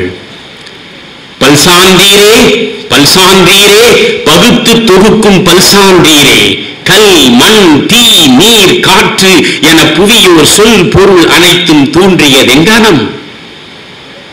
மானிட வானும் மதியமும் மண்ணிடை கடலும் தானே இயங்கும் தத்துவம் யார் செயல். அடுத்த வரிதான் அழகு. ஒரு துளி விந்து உடலினில் கலந்து உயிரோடு கண் வாய் செவிகென விரிந்து 10ஆம் மாதம் பளிங்கு போல் வெளிவரும் வித்தை யார் செயல், விளக்கம் எப்படி சொல். ஒரே ஒரு துளி விந்துதான் ஒருவன் உடம்பிலே இருந்து ஒருத்தியின் உடம்புக்குள்ளே சென்றது. அது உயிரோடு கண் வாய் செவி என விரிந்து சொல்லி வைத்தால் போல் 10ஆம் மாதம் பளிங்கு போல் வெளிவருகிறதே, இந்த வித்தை யார் செயல், விளக்கம் எப்படி சொல். அடுத்த கேள்வி. 7 ஒருவன் 70 ஒருவன் தன்னை மறந்து சாவை அணைத்து போவது எவ்விடம், போன பின் என் நிலை சொல். ஃபர்ஸ்ட் கம் ஃபர்ஸ்ட் என்பதுதானே நாம் வகுத்து வைத்திருக்கிற முறை. முதலில் வந்தவன் முதலில் போக வேண்டும். என் தந்தை தானே என்னை பெற்றெடுத்தான். என் தந்தையின் இறப்புக்கு பிறகுதானே எனக்கு இறப்பு வந்து சேர வேண்டும். அண்ணனுக்கு பிறகுதானே தம்பி முடிய வேண்டும். தாய்க்கு பின்புதானே மகள் மடிய வேண்டும். இல்லையே. 70 வயதில் ஒருவன் இருக்கிறான், 7 வயதில் ஒருவன் இறக்கிறான். ஏன்? 7 ஒருவன் 70 ஒருவன் தன்னை மறந்து சாவை அணைத்து போவது எவ்விடம், போவது எவ்விடம், போனதின் என் நிலை சொல். பதில் உண்டா? கோடை வசந்தம் குளிர் பனி பூ மழை மாறுவதெங்கனம், மாற்றுவதெவ்விதி. நம்முடைய மனித வாழ்வில் ஒரு பருவம் போனால் இறக்கும் வரை மீண்டும் அது வந்து சேராது. குழந்தை பருவம் நினைத்தால் வருமா என்ன? இளமை பருவம் மீண்டும் வருமா என்ன? வாலிப பருவம் திரும்ப வருமா என்ன? எனக்கு வந்து சேர்ந்த அனுபவங்கள் இருக்கின்றனவே, அந்த அனுபவங்களில் மேதை நான். அதற்கு ஒரு அழகான கவிதை உண்டு. இதைவிட சுகமாக ஆண்டவனை, பெரியார் கூட மறுக்க முடியாத ஆண்டவனை கண்ணதாசன் காட்டுகிறான். பெரியாரை மறுக்க முடியாது. பெரியார் இருந்திருந்து பெரியாரிடம் போய் இப்படி சொல்கிறானே, இதை நீங்கள் மறுப்பீர்களா என்று கேட்டால், இல்லை இல்லை, இந்த ஆண்டவனை நான் ஒப்புக்கொள்கிறேன் என்று தான் சொல்ல வேண்டும். அப்படி ஒரு கவிதையை அவன் எழுதுகிறான். எல்லாம் அறிந்தவன் பரம்பொருள், ஏதும் அறியாதவன் பக்தன். ஏதுமறியாத பக்தன் எல்லாம் அறிந்த பரம்பொருளிடம் தன்னுடைய ஐயங்களுக்கு விடை தேடுவதற்காக ஒரு நாள் சந்திக்கிறான். சந்தித்த பக்தன் பரம்பொருளை பார்த்து ஒரு கேள்வியாக கேட்கிறான். அதற்கு பரம்பொருள் என்ன சொல்கிறான்? இதுதான் கவிதை. பிறப்பினில் வருவது யாதென கேட்டேன், பிறந்து பார் என இறைவன் பணித்தான். ஏண்டா, பிறந்தால் என்ன நடக்கும் என்றுதான் நான் கேட்கிறேன், நீ பிறந்து பார்த்து தெரிந்து கொள் என்று சொல்கிறாய். சரி, இந்த கேள்விக்கு பதில் வரவில்லை. அடுத்து, இறப்பினில் வருவது யாதென கேட்டேன், இறந்து பார் என இறைவன் பணித்தான். அன்பெனப்படுவது யாதென கேட்டேன், அழித்து பார் என்று இறைவன் பணித்தான். அறிவெனப்படுவது யாதென கேட்டேன், அறிந்து பார் என இறைவன் பணித்தான். சரி, ஒழியட்டும். மனையாள் சுகமெனில் யாதென கேட்டேன், மணந்து பார் என இறைவன் பணித்தான். பக்தனுக்கு எரிச்சல் வந்து விட்டது. எனக்கு தெரியவில்லை என்றுதானே உன்னை நான் கேட்கிறேன், நீ ஒவ்வொன்றுக்கும் இப்படி பதில் சொன்னால் என்ன? பிறப்பினில் வருவது யாதென கேட்டேன், பிறந்து பார் என இறைவன் பணித்தான். இறப்பினில் வருவது யாதென கேட்டேன், இறந்து பார் என இறைவன் பணித்தான். அன்பெனப்படுவது யாதென கேட்டேன், அழித்து பார் என இறைவன் பணித்தான். அறிவெனப்படுவது யாதென கேட்டேன், அறிந்து பார் என இறைவன் பணித்தான். மனையாள் சுகமெனில் யாதென கேட்டேன், மணந்து பார் என இறைவன் பணித்தான். உடனே பக்தன் அவன் கிட்ட நெருங்கி, அனுபவித்தேதான் அறிவது வாழ்வெனில் ஆண்டவனே நீ ஏன் என கேட்டேன். ஆண்டவன் சற்றே அருகு நெருங்கி, அனுபவம் என்பதே நான் தான் என்றான். அனுபவம் தானடா ஆண்டவன் என்று பேசுகிற அந்த கவிதையெல்லாம் நீங்கள் சென்று படிக்க வேண்டும். ரொம்ப சாதாரணமாக இந்திய ஒருமைப்பாட்டை சுடுகாட்டு எலும்புகளை வைத்துக் கொண்டு கண்ணதாசனால் தான் சொல்ல முடிந்திருக்கு. நானும் எத்தனையோ சங்க இலக்கியம் தொடங்கி எவ்வளவோ படைப்பிலக்கியங்களை பார்த்திருக்கிறேன், படித்திருக்கிறேன், அவற்றோடு உறவாடி இருக்கிறேன், உள்ளம் நெகிழ்ந்திருக்கிறேன். இந்திய ஒருமைப்பாட்டை எவ்வளவு சாதாரணமாக ஒரு பிணத்தின் மேடையிலே நின்று கொண்டு பேசுகிறான். சுடுகாட்டு எலும்புகளை சோதித்து பார்த்ததிலே வடநாட்டு எலும்பென்று வந்த எலும்பில்லையடி, தென்னாட்டு எலும்பென்றும் தெரிந்த எலும்பில்லையடி, எந்நாட்டு எலும்பென்றும் எழுதி வைக்கவில்லையடி, ஒரு நாட்டு மக்களுக்குள் 1000 பிரிவை எரியூட்டவில்லை எனில் எந்நாளும் துன்பமடி என்று சொன்னவன் கண்ணதாசன். இப்படி கண்ணதாசனுடைய கவிதைகளுக்குள்ளே நான் சென்றால் ஏராளமாக சொல்ல வேண்டியிருக்கும். ஒரு கண்ணதாசனுடைய ஒரு கவிதை, அவன் வடித்து கொடுத்த ஒரு சினிமா பாடல், இந்த ரெண்டையும் நீங்கள் சேர்த்து பாருங்கள். நான் பஞ்சு அருணாச்சலம் நானும் சேர்ந்து பேசிய அந்த கண்ணதாசன் விஸ்வநாதன் அறக்கட்டளை சொற்பொழிவு அது, நான் பேசுகிறேன். இந்த கவிதையை நான் சொல்லுகிற பொழுது மேடையில் பஞ்சு அருணாச்சலம் விம்மி அழுகிறார். எதிரே உட்கார்ந்திருந்த ஒரு பெண்மணி தாழ முடியாமல் நெஞ்சில் கை வைத்து அழுகிறார். கண்ணீர் கரை புரண்டு விடுகிறது. இவர் ஏன் அழுகிறார், அவர் ஏன் அழுகிறார் என்பது பிறகுதான் எனக்கு புரிந்தது. கண்ணதாசன் உடைய சகோதரன் மகன் பஞ்சு அருணாச்சலம் என்று சொன்னேன். பஞ்சு அருணாச்சலத்துக்கு ஒரு குழந்தை பிறந்திருந்தது. அந்த குழந்தைக்கு 6 மாதம் தான் வயது. அப்பொழுது குமுதம் இதழில் வாரந்தோறும் ஒரு கவிதையை கண்ணதாசன் எழுதி கொண்டிருந்த நேரம். அற்புதமான கவிதைகள். இவர் போன பொழுது அந்த குழந்தைக்கு காய்ச்சல், தொட்டியில் அது கண்மூடி கிடந்தது. கண்ணதாசன் வந்திருக்கிறார் என்பதற்காக பஞ்சுவும் அவர் மனைவியும் அந்த குழந்தையை எழுப்ப பார்க்கிறார்கள். உடனே இவர் சொல்கிறார், ஏன் குழந்தை இந்த நேரத்தில் கண்மூடி கொண்டிருக்கிறது, குழந்தைக்கு கொஞ்சம் காய்ச்சல், அதனால்தான் எழுப்பாதே சொல்லிவிட்டு வீட்டிற்கு போனவர் அந்த வாரம் குமுதத்தில் இந்த கவிதையை எழுதுகிறார். அவனை எழுப்பாதீர், அப்படியே தூங்கட்டும், ஆழ்ந்த துயிலினிலே அமைதியினை காணட்டும். அன்பு குழந்தையவன், அரையாண்டு செல்வனவன், இந்த வயதினிலே இப்பொழுது தூங்குவதே சுகமான தூக்கம், அவன் சுகமாக தூங்கட்டும். கண்ணை விழித்திந்த காசினியை பார்க்குங்கால் என்ன துயர் வருமோ, எங்கெங்கே அடி விழுமோ, காதல் வருமோ, காதலுக்கு தடை வருமோ, மோதல் வருமோ, முறைகெடுவார் துணை வருமோ, நன்றியிலா நண்பர்கள் தாம் நாற்புறமும் சூழ்வாரோ, நலமிழந்த பெண்ணொருத்தி நாயகியாய் வருவாளோ, செய்ய தொழில் வருமோ, திண்டாட்டம் தான் வருமோ, வெயில் அழைத்து வரும் வியர்வையிலே நீராடி ஐயா பசி என்று அலையும் நிலை வருமோ, என்ன வரும் என்று இப்போது யார் அறிவார், அவனை எழுப்பாதீர், அப்படியே தூங்கட்டும்.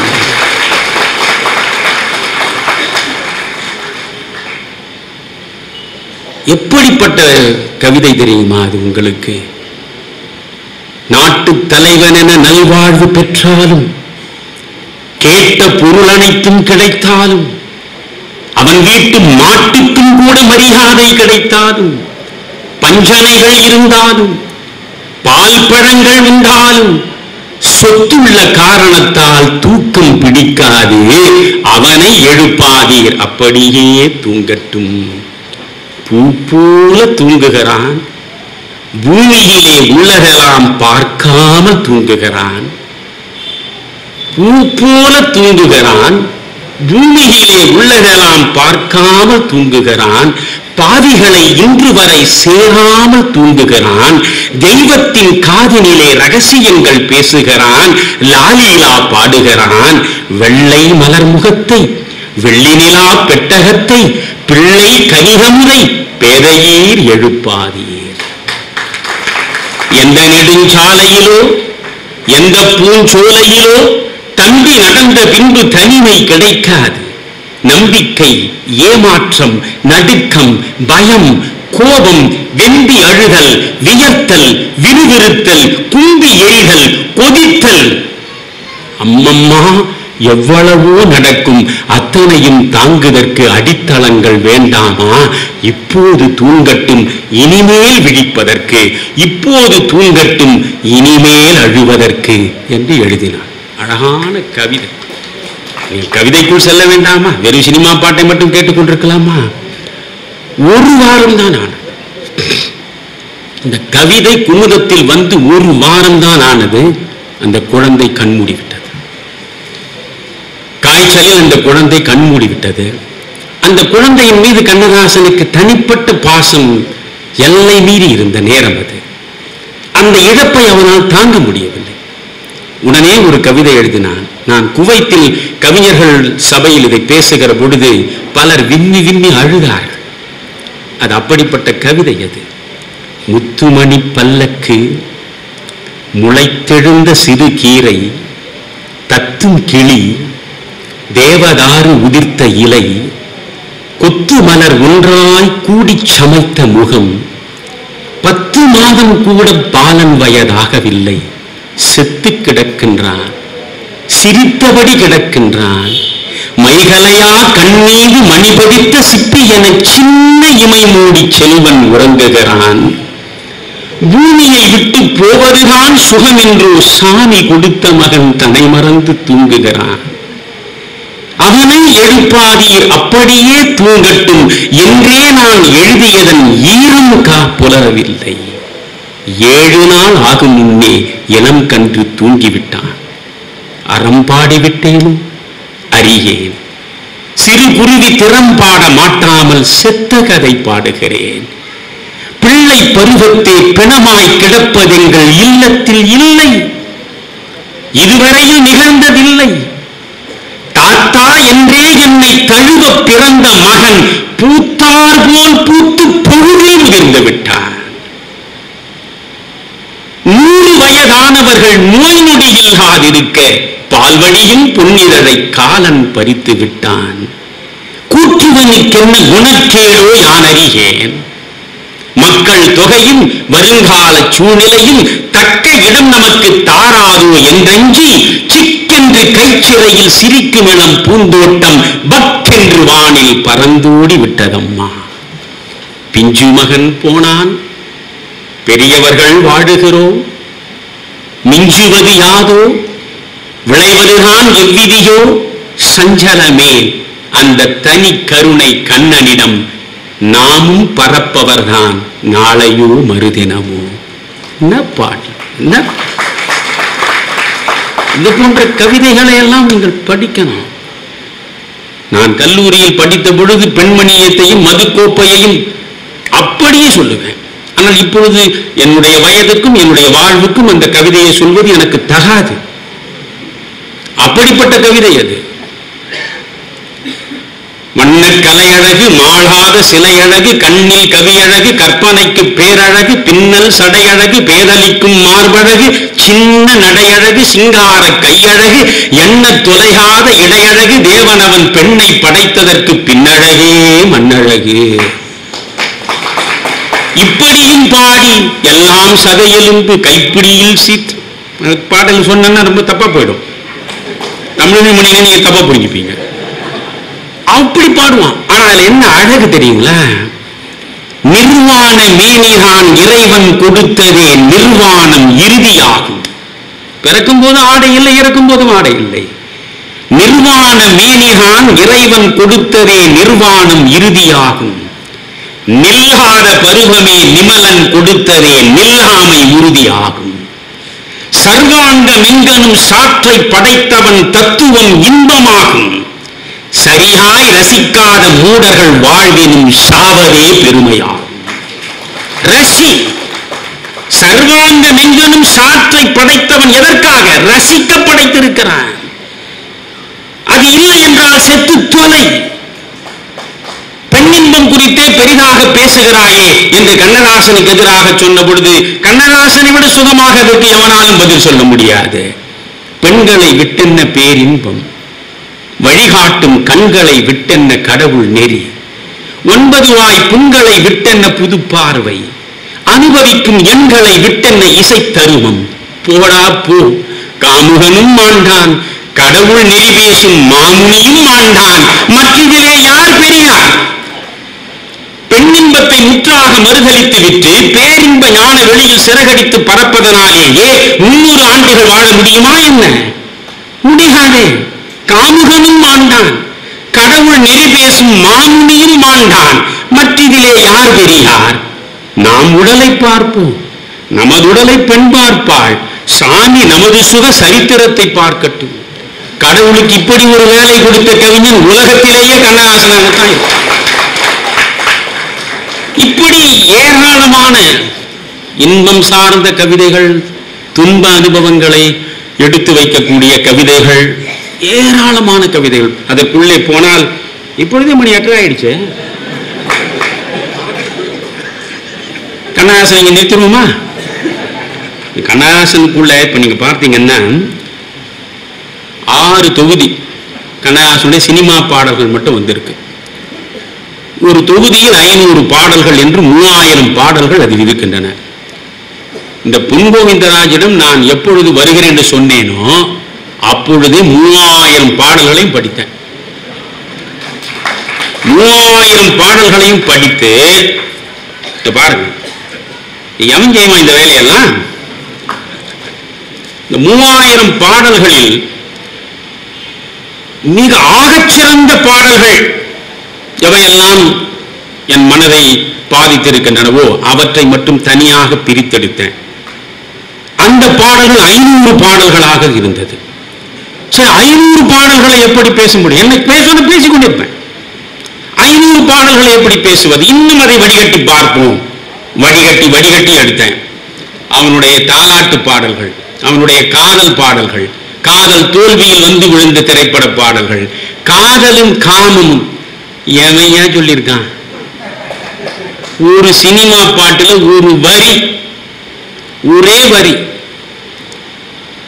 ராதை மடியில் கண்ணன் இருந்தான், கண்ணன் வேறு பெண்ணை நெஞ்சில் எண்ணி இருந்தான்.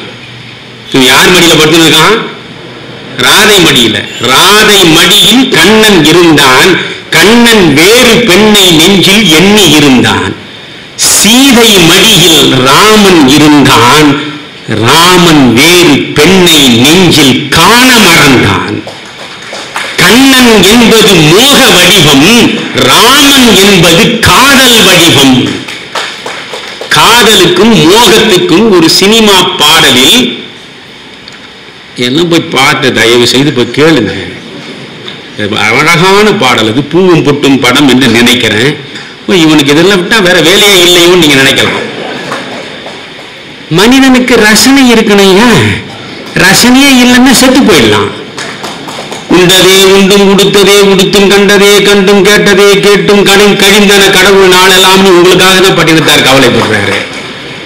நான் மகாத்மா காந்தியிலிருந்து இந்த தேசத்திற்காக முழுவதும் தங்களை அர்ப்பணித்துக் கொண்ட மகத்தான தலைவர்களை பற்றி நான் உருகி உருகி பேசியதெல்லாம் யூடியூபில் போய் பாருங்கள்.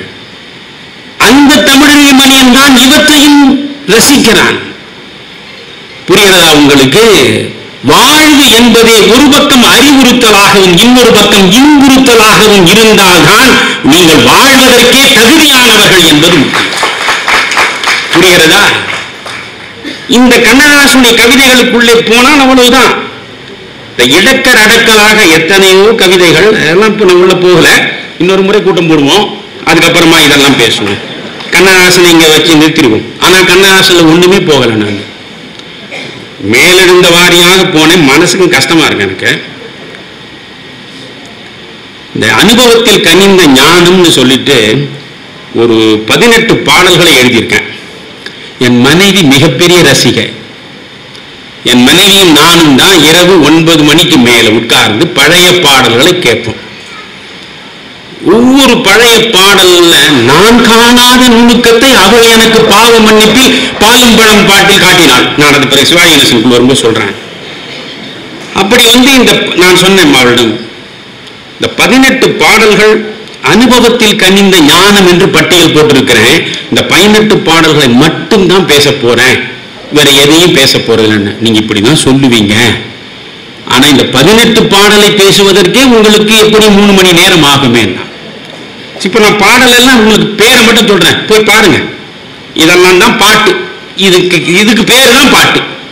இதெல்லாம் தான் பாட்டு, இதுக்கு மட்டும்தான் பாட்டு, இது பேர் தான் பாட்டு. பிறக்கும் போதும் அழுகின்றாய் ஒன்றுதான் சொன்னேன். ஆட்டுவித்தால் யார் ஒருவர் ஆடாதாரே, இந்த பாட்டை கேட்டிருக்கீங்களா? அவன்தான் மனிதன், ஒருத்தர் தான் என் கையை தூக்குறாரு. இவ்வளவு பேர் கேட்டிருக்கீங்களா? ஓ, ரசனை உள்ளவரும் நிறைய பேர் இருக்கீங்க. ரசனை இருப்பதனால தானே தமிழ் மணியை தேடி வந்திருக்கிறீங்க. அந்த பாடலை கேளுங்க நீங்க, அதை டிஎம்எஸ் தான் ஏன் பாடணும்? ஆட்டுவித்தால் யார் ஒருவர் ஆடாதாரே, அந்த பாட்டை நீங்க கேளுங்க. அதுல அந்த பாட்டு முழுவதுமே அழகுதான்.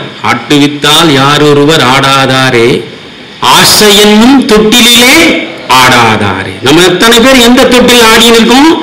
ஆசை என்னும் தொட்டிலே ஆடிக்கொண்டிருக்கிறோம்.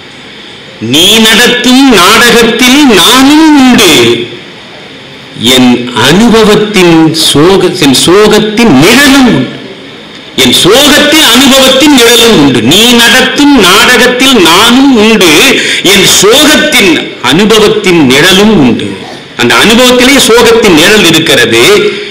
எதிரிகளை நானும் வெல்வேன் பாசத்தால், அறிவினாலே, ஆனால் நண்பரிடம் தோற்றுவிட்டேன் பாசத்தாலே. இந்த பாட்டுல மிக முக்கியமான இடம் என்ன தெரியுங்களா? இதுதான் மெசேஜ். ஒரு பாடலில் அவன் கொடுக்கிற மெசேஜ். இதை நீங்க எடுத்துங்க. கடலளவு கிடைத்தாலும் மயங்க மாட்டேன், கையளவு ஆனாலும் கலங்க மாட்டேன். கடலளவு கிடைத்தாலும் மயங்க மாட்டேன், கையளவு ஆனாலும் கலங்க மாட்டேன். உள்ளத்திலே உள்ளதுதான் உலகம் கண்ணா, இதை உணர்ந்து கொண்டே துன்பமெல்லாம் விலகும் கண்ணா. 4 வரி படிச்சு பாருங்க. சாவித்திரின்னு ஒரு படம் வந்தது, யாரும் பார்த்துருக்க மாட்டீங்க, நான் சத்தியம் என்ன பண்ணுவேன். என்ன நல்ல படம், 1 வாரத்திலே ஓடிடுச்சு. அப்பவே தமிழன் என்றொரு இனம் உண்டு, தனியே அவருக்கு ஒரு குணம் உண்டு. இதுதான் அந்த சாவித்திரி படத்துல ஒரு பாடல். தயவு செய்து இதெல்லாம் கேட்கலாம், அது நீங்க போனதும் போட்டு கேளுங்க. என்னடா இப்படி ஒரு பாட்டை சொல்றானா, எவனுமே கேட்கலன்னு சொல்றானே, இதை நம்ம கேட்போம், போய் கேளுங்க. அதுல வாணி ஜெயராமுடைய குரலும் அந்த ஆலாபனையும் அந்த அழகும் எங்கெங்கேயோ கொண்டு போகும். அவங்கள எங்கெங்கேயோ கொண்டு போகும். வாழ்ந்தால் உன்னோடு வாழ்ந்திருப்பேன் என்று வனம் புகுந்தாள் சீதை. வாழ்ந்தால் உன்னோடு வாழ்ந்திருப்பேன் என்று வனம் புகுந்தாள் சீதை. அந்த மங்கையின் வழிகண்டு வாழ்வதில் சுகம் உண்டு, இலக்கியம் அவள் பாதை. வார்த்தையெல்லாம் பாருங்க. அந்த பாட்டை நீங்க தயவு செய்து கேளுங்க. ஒரு இடம் சொல்லுவான், இதுவே சுகம் என்று எண்ணி விட்டால் போதும், அதுவே சுகமாய்விடும். இன்பமோ துன்பமோ வெளியினில் இல்லை, இதயத்தில் உருவாகிடும். அதுதான் உண்மை. இதுதான் உபனிஷதம். நான் படித்த அத்தனை உபநிஷதங்களும் எனக்கு கற்றுக் கொடுத்திருப்பது இதுதான். Happiness comes not from without but from within. மகிழ்ச்சி என்பது வெளியே இருந்து உள்ளே வருவதல்ல, உள்ளுக்குள்ளேயே ஊற்றெடுப்பதுதான் உண்மையான மகிழ்ச்சி. இதுவே சுகம் என்று எண்ணிவிட்டால் போதும், அதுவே சுகமாய்விடும். இன்பமோ துன்பமோ வெளியில் இல்லை, இதயமே உருவாக்கிடும். இப்படி நிறைய பாடல் இருக்கு. இப்பொழுது கண்ணதாசனும் விடைபெற்றிருப்போம். சிவாஜி கணேசனை பற்றி பேசுறதுன்னு ஏறக்குறைய ஒரு 50 வயது கடந்த அத்தனை பேருக்கும் சிவாஜி நடிப்பாற்றலை பற்றி தமிழறிமணியம் சொல்லணும்னு இல்லை. 1952 பராசக்தி படம் வந்த பொழுது சிவாஜி கணேசன் அறிமுகமானார். சிவாஜி கணேசன் வருகைக்கு முன்பு சினிமா என்றாலே பாட்டு பாட்டு பாட்டு தான். அதற்கு பிறகு அது வசனம் வசனம் என்று பிறகு மாறியது. அதில் இந்த நீதிமன்றம் விசித்திரமான எத்தனையோ வழக்குகளை சந்தித்திருக்கிறது என்று பராசக்தியில் அந்த கோர்ட்டு சீன். நான் வழக்கறிஞராக இருந்தவன், பாருங்க, ஒரு சீனியர் அட்வொகேட் என் நண்பர் கணேசன் உட்கார்ந்து இருக்காரு. அப்படி யாரும் அந்த கோர்ட்டில் நின்று வசனம்லாம் பேச முடியாது. உண்மையான நீதிமன்றத்துக்கும் பராசக்தியில் காட்டுற நீதிமன்றத்துக்கும் எந்த சம்பந்தமும் கிடையாது. ஆனால் இன்று வரை அதை நாம் ரசிக்கிறோம், இன்று வரை ரசிக்கிறோம். காரணம் இந்த டெலிவரி.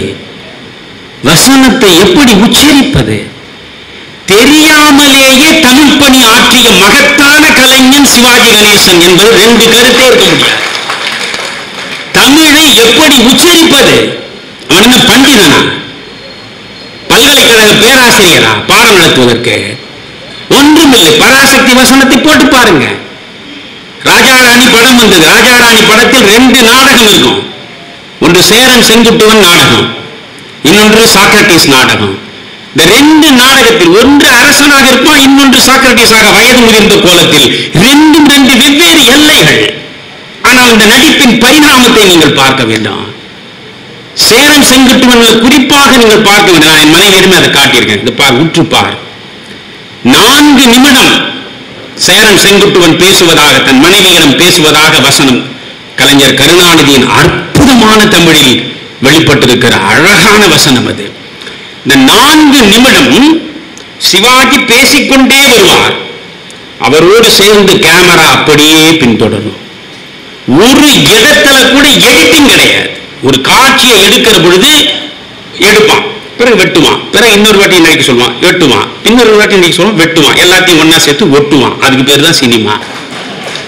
ஆனா இதில் பார்த்தீங்கன்னா 4 நிமிடம் அப்படியே அந்த மனிதன் பேசிக்கொண்டே வருகிறான். கேமரா பின்னாலேயே போகிறது.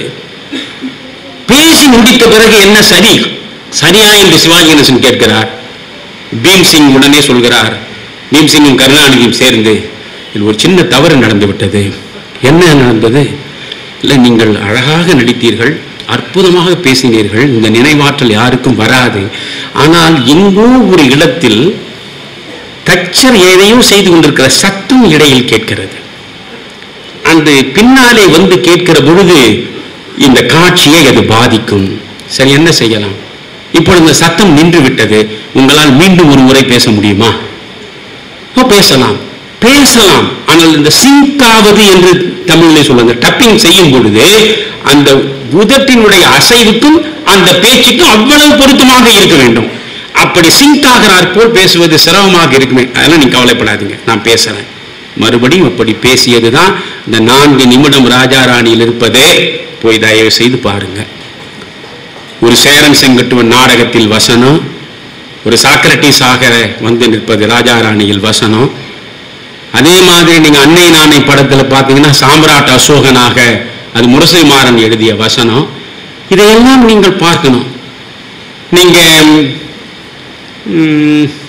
கேஆர் விஜயாவும் சிவாஜி கணேசனும் நடிச்ச அவர் ஒரு நடிகராக பெரிய அளவுக்கு வருவார். ராமனத்தனை ராமநடி, அதில் சிவாஜியாக அவர் வருவார். அது கண்ணதாசன் எழுதிய வசனம். என்ன வசனம் அது? கண்ணதாசனுடைய முழு வீச்சையும் நீங்க அந்த சிவாஜி கணேசனுடைய அந்த காட்சியில நீங்க பார்க்கலாம். சிவாஜி கணேசனுடைய படமாக எடுத்து சொன்னால் அது நாள் கணக்கில் ஓடும். நான் உங்களுக்கு சொல்வது, சிவாஜி ரசிக்கணுமா, கண்ணதாசனோடு சேர்ந்து ரசிக்கணும் நீங்க. அதுதான் அழகு. ஒரு கண்ணதாசன், ஒரு சிவாஜி, ஒரு விஸ்வநாதன் ராமமூர்த்தி, ஒரு கேவி மகாதேவன் சேர்ந்த அந்த பொற்காலத்தை இனி இந்த தமிழ்நாடு ஒரு நாளும் சந்திக்க போவதில்லை. எத்தனை இசையமைப்பாளர்கள் வரட்டும், எவ்வளவு ஆணவமாகவும் பேசட்டும், ஆனால் கலைமகளின் வடிவம் எம்.எஸ். விஸ்வநாதன். விஸ்வநாதன் சாதித்தது. இப்ப நான் ஒன்று சொல்றேன், ஒவ்வொரு கட்டத்திலும் சிவா எப்படி கண்ணதாசன் நம்மோடு கைகோர்த்து நடப்பார்னா, சென்ற 12ஆம் தேதி எனக்கும் என் மனைவிக்கும் திருமணமான திருமண நாள், 45வது திருமண நாள். அவள் இந்த ஜனவரி மாதத்தில் தான் மரணத்தின் வாசலுக்கு போய் இருதய அறுவை சிகிச்சை நடந்து வாழ்வு மாற்றம் நிகழ்ந்து அவள் பிழைப்பாளா என்பது கூட தெரியாத நிலையில் 7 மணி நேரம் அறுவை சிகிச்சை நடந்து பிழைத்தவள். அப்படி மறுஉயிர் பெற்ற பிறகு அவளுக்கு வருகிற அந்த திருமண நாள், 45வது திருமண நாள். எனக்கு அது நினைவிலே இல்லை. நான் பாரதியினுடைய நினைவு நாள் செப்டம்பர் 11, அன்றைக்கு ஓணம் பண்டிகை என்பதனால் பல்கலைக்கழகத்தில் 12ஆம் தேதி கோவையில் வைத்தார்கள். கோவையில் பாரதியார் பல்கலைக்கழகத்தில் பாரதி குறித்து பேசச் சென்றேன். அற்புதமான அனுபவம். 1000க்கும் மேற்பட்ட பிள்ளைகள் எப்படி கருத்தூண்டி கேட்டார்கள் தெரியுமா? என்னை அவர்கள் வழி அனுப்பி வைத்த விதம் இருக்கிறதே, சாகும் வரை என்னால் மறக்க முடியாது. அந்த 12ஆம் தேதி இதை மறந்துட்டேன். பிறகு நான் வந்த பிறகு சொன்னா, 45வது திருமண நாள், நான் மறுஉயிர் பெற்ற திருமண நாள், இந்த ஒரு நாளாவது என் கூட நீங்கள் இருந்திருக்க வேண்டாமா? எனக்கு நீங்கள் ஒரு புடவையாவது வாங்கி கொடுத்தீர்களா? நீங்கள் என்ன செய்தாங்க? நான் ஒன்றும் சொல்லுவேன், இரு. உடனே யூடியூப் நமக்கு இருக்கவே இருக்கு, கண்ணதாசனுடைய இருக்காங்க, நிச்சயதாம்பரம் படத்தை நிச்சயதாம்பரத்தை ஒரு பாட்டு, தயவு செய்து போய் கேளுங்க ஐயா. யாரெல்லாம் மனைவிக்கு சரியா செய்ய முடியலன்னு நினைக்கிறாங்களோ, மனைவி வருத்தமா இருந்தா இந்த ஒரு பாட்டு மறக்காம போட்டுருங்க, அப்புறம் அவனுக்கு வருத்தமே வராது. மாலை சூடும் மன, இவன் போய் நிக்கிறான், தலை தீபாவளி, அவனுக்கு எங்கெங்கயோ தேடி பார்க்கறான், ஒரு புடவை வாங்க காசு இல்லை. வந்து தன்னுடைய மனைவி சிவாஜி தான் ஜமுனாவிடம் விம்மி அழுவார். ஏன் அழறீங்கன்னா, இல்லை இன்னைக்கு திருமண நாள், முதல் திருமண நாள், தலை தீபாவளி, இந்த தலை தீபாவளியில ஒரு புடவை கூட வாங்கி கொடுக்க முடியலையேன்னு சொல்லுவான். அப்போ மாலை சூடும் மனநாள், அந்த பாட்டை தயவு செய்து போய் கேளுங்க. அதை அந்த பாட்டை நீங்க எத்தனை முறை கேட்டாலும் அது கீழே கமெண்ட்ல நீங்க படிச்சு பார்த்தீங்கன்னா உருகி உருகி ஒவ்வொருத்தான் எழுதிப்பான்.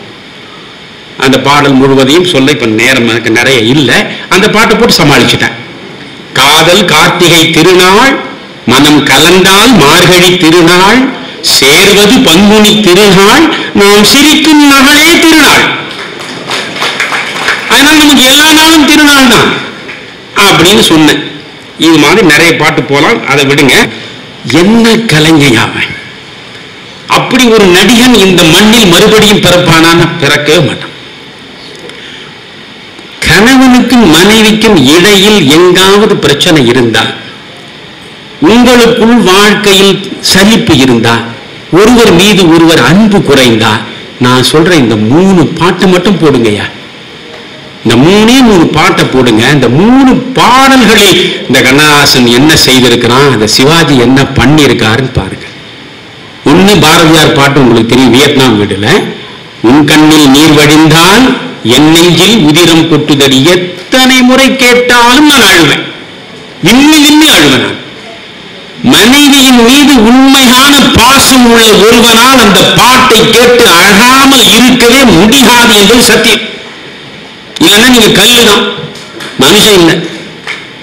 அந்த பாட்டு, உன் கண்ணில் நீர் வழிந்தால் என் நெஞ்சில் உதிரம் கொட்டுதடி, என் கண்ணில் பாவை என்றோ என் உயிர் நின்னதென்றோ என்று பாரதி 4 வரியை மட்டும்தான் கண்ணதாசன் எடுத்துக்கினான். அதுல பார்த்தீங்கன்னா சிவாஜி பத்மினியும், அது பாட்டா அது காட்சியா, அது உன்னை கரம் பிடித்தேன் வாழ்க்கை ஒளிமயமானதடி, புன்னை மணந்ததனால் வாழி புகழும் உயர்ந்ததடி, காலச் சுமை தாங்கி போலே மார்பில் எனை தாங்கி வீழும் கண்ணீர் துடைப்பாய் அதில் என் விண்ணம் தனியுமடி. ஆளும் விழுதினை போல் உறவு 1000 வந்தும் என்ன, வேறென நீ இருந்தாய் அதில் நான் விழுந்து விடாதிருந்தேன். என்ன பாட்டியா அந்த பாட்டை நீங்க அந்த இடத்துல சிவாஜியும் பத்மினியும் சேர்ந்து அதை அமர காவியமாக மாற்றிப்பார். முள்ளில் படுக்கையிட்டு இமையை மூட விடாதிருக்கும் பிள்ளை குலமணியோ என்னை பேதமை செய்ததடி. பிள்ளை குலமணியோ என்னை பேதமை செய்ததடி. பேருக்கு பிள்ளை உண்டு, 1000 சொந்தம் உண்டு, என் தேவையை யார் அறிவார் என்று ஒரு வரி வரும். நான் அப்பொழுதுதான் என் மனைவிடம் இந்த இடத்தை நிற்பார். என் தேவையை யார் அறிவார் என்று அந்த பாடலில் சிவாஜி சொல்லுவது போல் வரும்போது பத்மினி அப்படியே திகைச்சு உட்கார்ந்திருப்பார். பத்மினி மடியில படுத்துதான் அவர் பாடுவாரு. இவனுக்காகவே சகலத்தையும் அர்ப்பணித்து விட்டு இவனை தவிர வேறு வாழ்வே கிடையாது என்று வாழ்ந்து கொண்டிருக்கிற நான் இருக்கும் பொழுது என் மடியில் தலை வைத்து படுத்து என் தேவையை யார் அறிவார் என்று இந்த பாவி கேட்கிறானே. அந்த முகத்தில் அந்த மாற்றம் இருக்கும். ஒரு நொடிகள் இவ்வளவு. என் தேவையை யார் அறிவார், உன்னை போல் தெய்வம் ஒன்றே அறியும். உன்னை போல் தெய்வம் ஒன்றே அறியும் நான் சொன்ன உடனே அந்த பத்மினியின் முகத்தில் வருகிற பரவசத்தை பார்க்கணும். இன்னைக்கு இதெல்லாம் ஒருத்தராலே நடிக்க முடியாதியா? இந்த பால் இருக்கும் பாவ மன்னிப்பு சொன்னேனே, நான் 10 நாட்களுக்கு ஒரு முறையாவது இந்த பாட்டை கேட்பேன். எனக்கு அதில் சலிப்பே கிடையாது. 70 வயது ஆயிடுச்சு எனக்கு. என்னுடைய வயதுக்கும் அந்த பாட்டை ரசிக்கிறதுக்கு சம்பந்தமே கிடையாது. ஆனால் அந்த பாட்டு எனக்கு அவ்வளவு பிடிக்கும். அது காரணம் வெறும் கண்ணதாசன் மட்டும் இல்லை, அந்த காட்சி அமைப்பு. நீங்க அவசியம் போய் பார்க்க வேண்டிய பாட்டு. இப்போ அது சிவாஜி முஸ்லீம், தேவிகா கிறிஸ்டியன். பாவ மன்னிப்பு படம் பார்த்திருப்பீங்க. பாவ மன்னிப்பு பார்த்திருக்கீங்களா? இன்னும் சில பேர் பார்க்கலன்னா அவங்களுக்கு இந்த மண்ணில் பாவ மன்னிப்பே கிடையாது. இவர் முஸ்லீம், ஒரு உண்மையான முஸ்லீம் இளைஞன் என்ன கண்ணியத்தோட அந்த பெருந்தன்மையும் கருணையும் கண்ணியமும் கலந்தார் போல ஒரு வடிவம். அந்த படம் பார்க்கணும். அவர் ஒரு அந்த குடிசைக்கு பின்னா இருக்க தோட்டம், அந்த தோட்டத்தில் அவர் புறாக்களுக்கு அப்படியே போட்டு வந்திருப்பாரு. இதோடு நான் முடிக்கிறேன். புறாக்களுக்கு போட்டு இருப்பார். அப்படி போட்டு இருக்கும் பொழுது தேவிகா வருவாங்க. தேவிகா வந்ததும் இவர் சொல்லுவார், இந்த கிளிகளுக்கு பால் கொடுத்தாலும் ஒன்றும் ஏற்க மாட்டேங்குது, பழம் கொடுத்தாலும் ஏற்க மாட்டேங்குது, என்ன காரணம்னு தெரியல. அப்படியா, நான் சொல்லட்டுமா அந்த காரணத்தைன்னு சொல்லுவா. பால் இருக்கும், பழம் இருக்கும், பசி இருக்காது ஆரம்பிப்பா. அந்த பாட்டுல நீங்க பாருங்க, இன்னைக்கும் காதல் பாட்டை பாக்குறீங்களே, சண்டை போடுறாங்க யார் 2 பேரும். இன்னைக்கு உள்ள சினிமாவில் ஒரு காதல் பாட்டுன்னா 2 பேரும் குஸ்தி தான், மல்யுத்தம் தான். அதுல இன்னொரு வேடிக்கை என்ன தெரியுமா, இந்த மியூசிக் வரும்போதெல்லாம் 1000 கைய காலை இப்படி அப்படி ஆட்டி இந்த கோணைங்க சேஷ்டா. எந்த காதலையா இப்படி பாருங்க ஆடின்னு இருக்கான்? நாட்டுல எவனாவது காதலிக்கு பக்கத்துல நின்று இப்படி கை ஆட்டுறதும் இப்படி கால் ஆட்டுறதும் எவனாவது ஆட்டுவானா? இதெல்லாம் இன்னைக்கு நீங்க தேடி தேடி போய் பாக்குறீங்க. அவங்க இன்னைக்கு பெரிய நடிகர்களா இருக்காங்க. இந்த பாடல் காட்சியை போய் பாருங்க. இளைஞர்கள் பார்க்கணும், பிள்ளைகள் தான் இல்லை. நீங்க போய் பாருங்க. சிவாஜி கணேசன் இந்த கூண்டை வச்சு நான் ஒரு பக்கம் அப்படியே வருவார், இந்த அம்மா பாடி இந்த பக்கம் வரும். அதுக்கு கொஞ்சமாவது சிவாஜியை தொடங்கும் போல ஒரு ஆசை வரும். இவ்வளவு இந்த காட்சியில இருக்கு. தான் நினைந்து நினைந்து நெஞ்சுக்குள் உருகி உருகி காதலிக்கக்கூடிய அவனை கொஞ்சமாவது தொட்டு பார்த்து விட வேண்டும் என்று அப்படியே பாடியை கிட்ட வருவார். ஆனா அந்த நானும் தடுக்கும், அப்படியே மறுபடியும் விலகுவா. இப்படியே பாடுவாங்க 2 பேரும். ஒரு சின்ன டச் எதுவுமே இருக்காது. கடைசியில பாட்டு முடிகிற போது சிவாஜி கணேசனுடைய 2 கையையும் பிடிச்சுண்டு இந்த அம்மா பாப்பா. தேவிகாவுடைய 2 கண்ணு, சிவாஜி கணேசனுடைய 2 கண்ணை மட்டும்தான் கேமரா க்ளோஸ்அப்ல காட்டுவான். இந்த கண்ணுல இருந்து, சிவாஜி கண்ணுல இருந்து கண்ணீர் அப்படியே வழியாது, உருண்டு திரண்டு அப்படியே நிற்கும். அதே மாதிரி தேவிகாவுக்கும் நிற்கும். அது அப்படியே காட்டுவான். காட்டும் பொழுது MS விஸ்வநாதன், சுசீலா பின்னால இருந்து அது வரைக்கும் பாடுன பிறகு பின்னால பால் இருக்கும், பழம் இருக்கும், பசி இருக்காது, பஞ்சனையில் காற்று வரும், தூக்கம் வராது.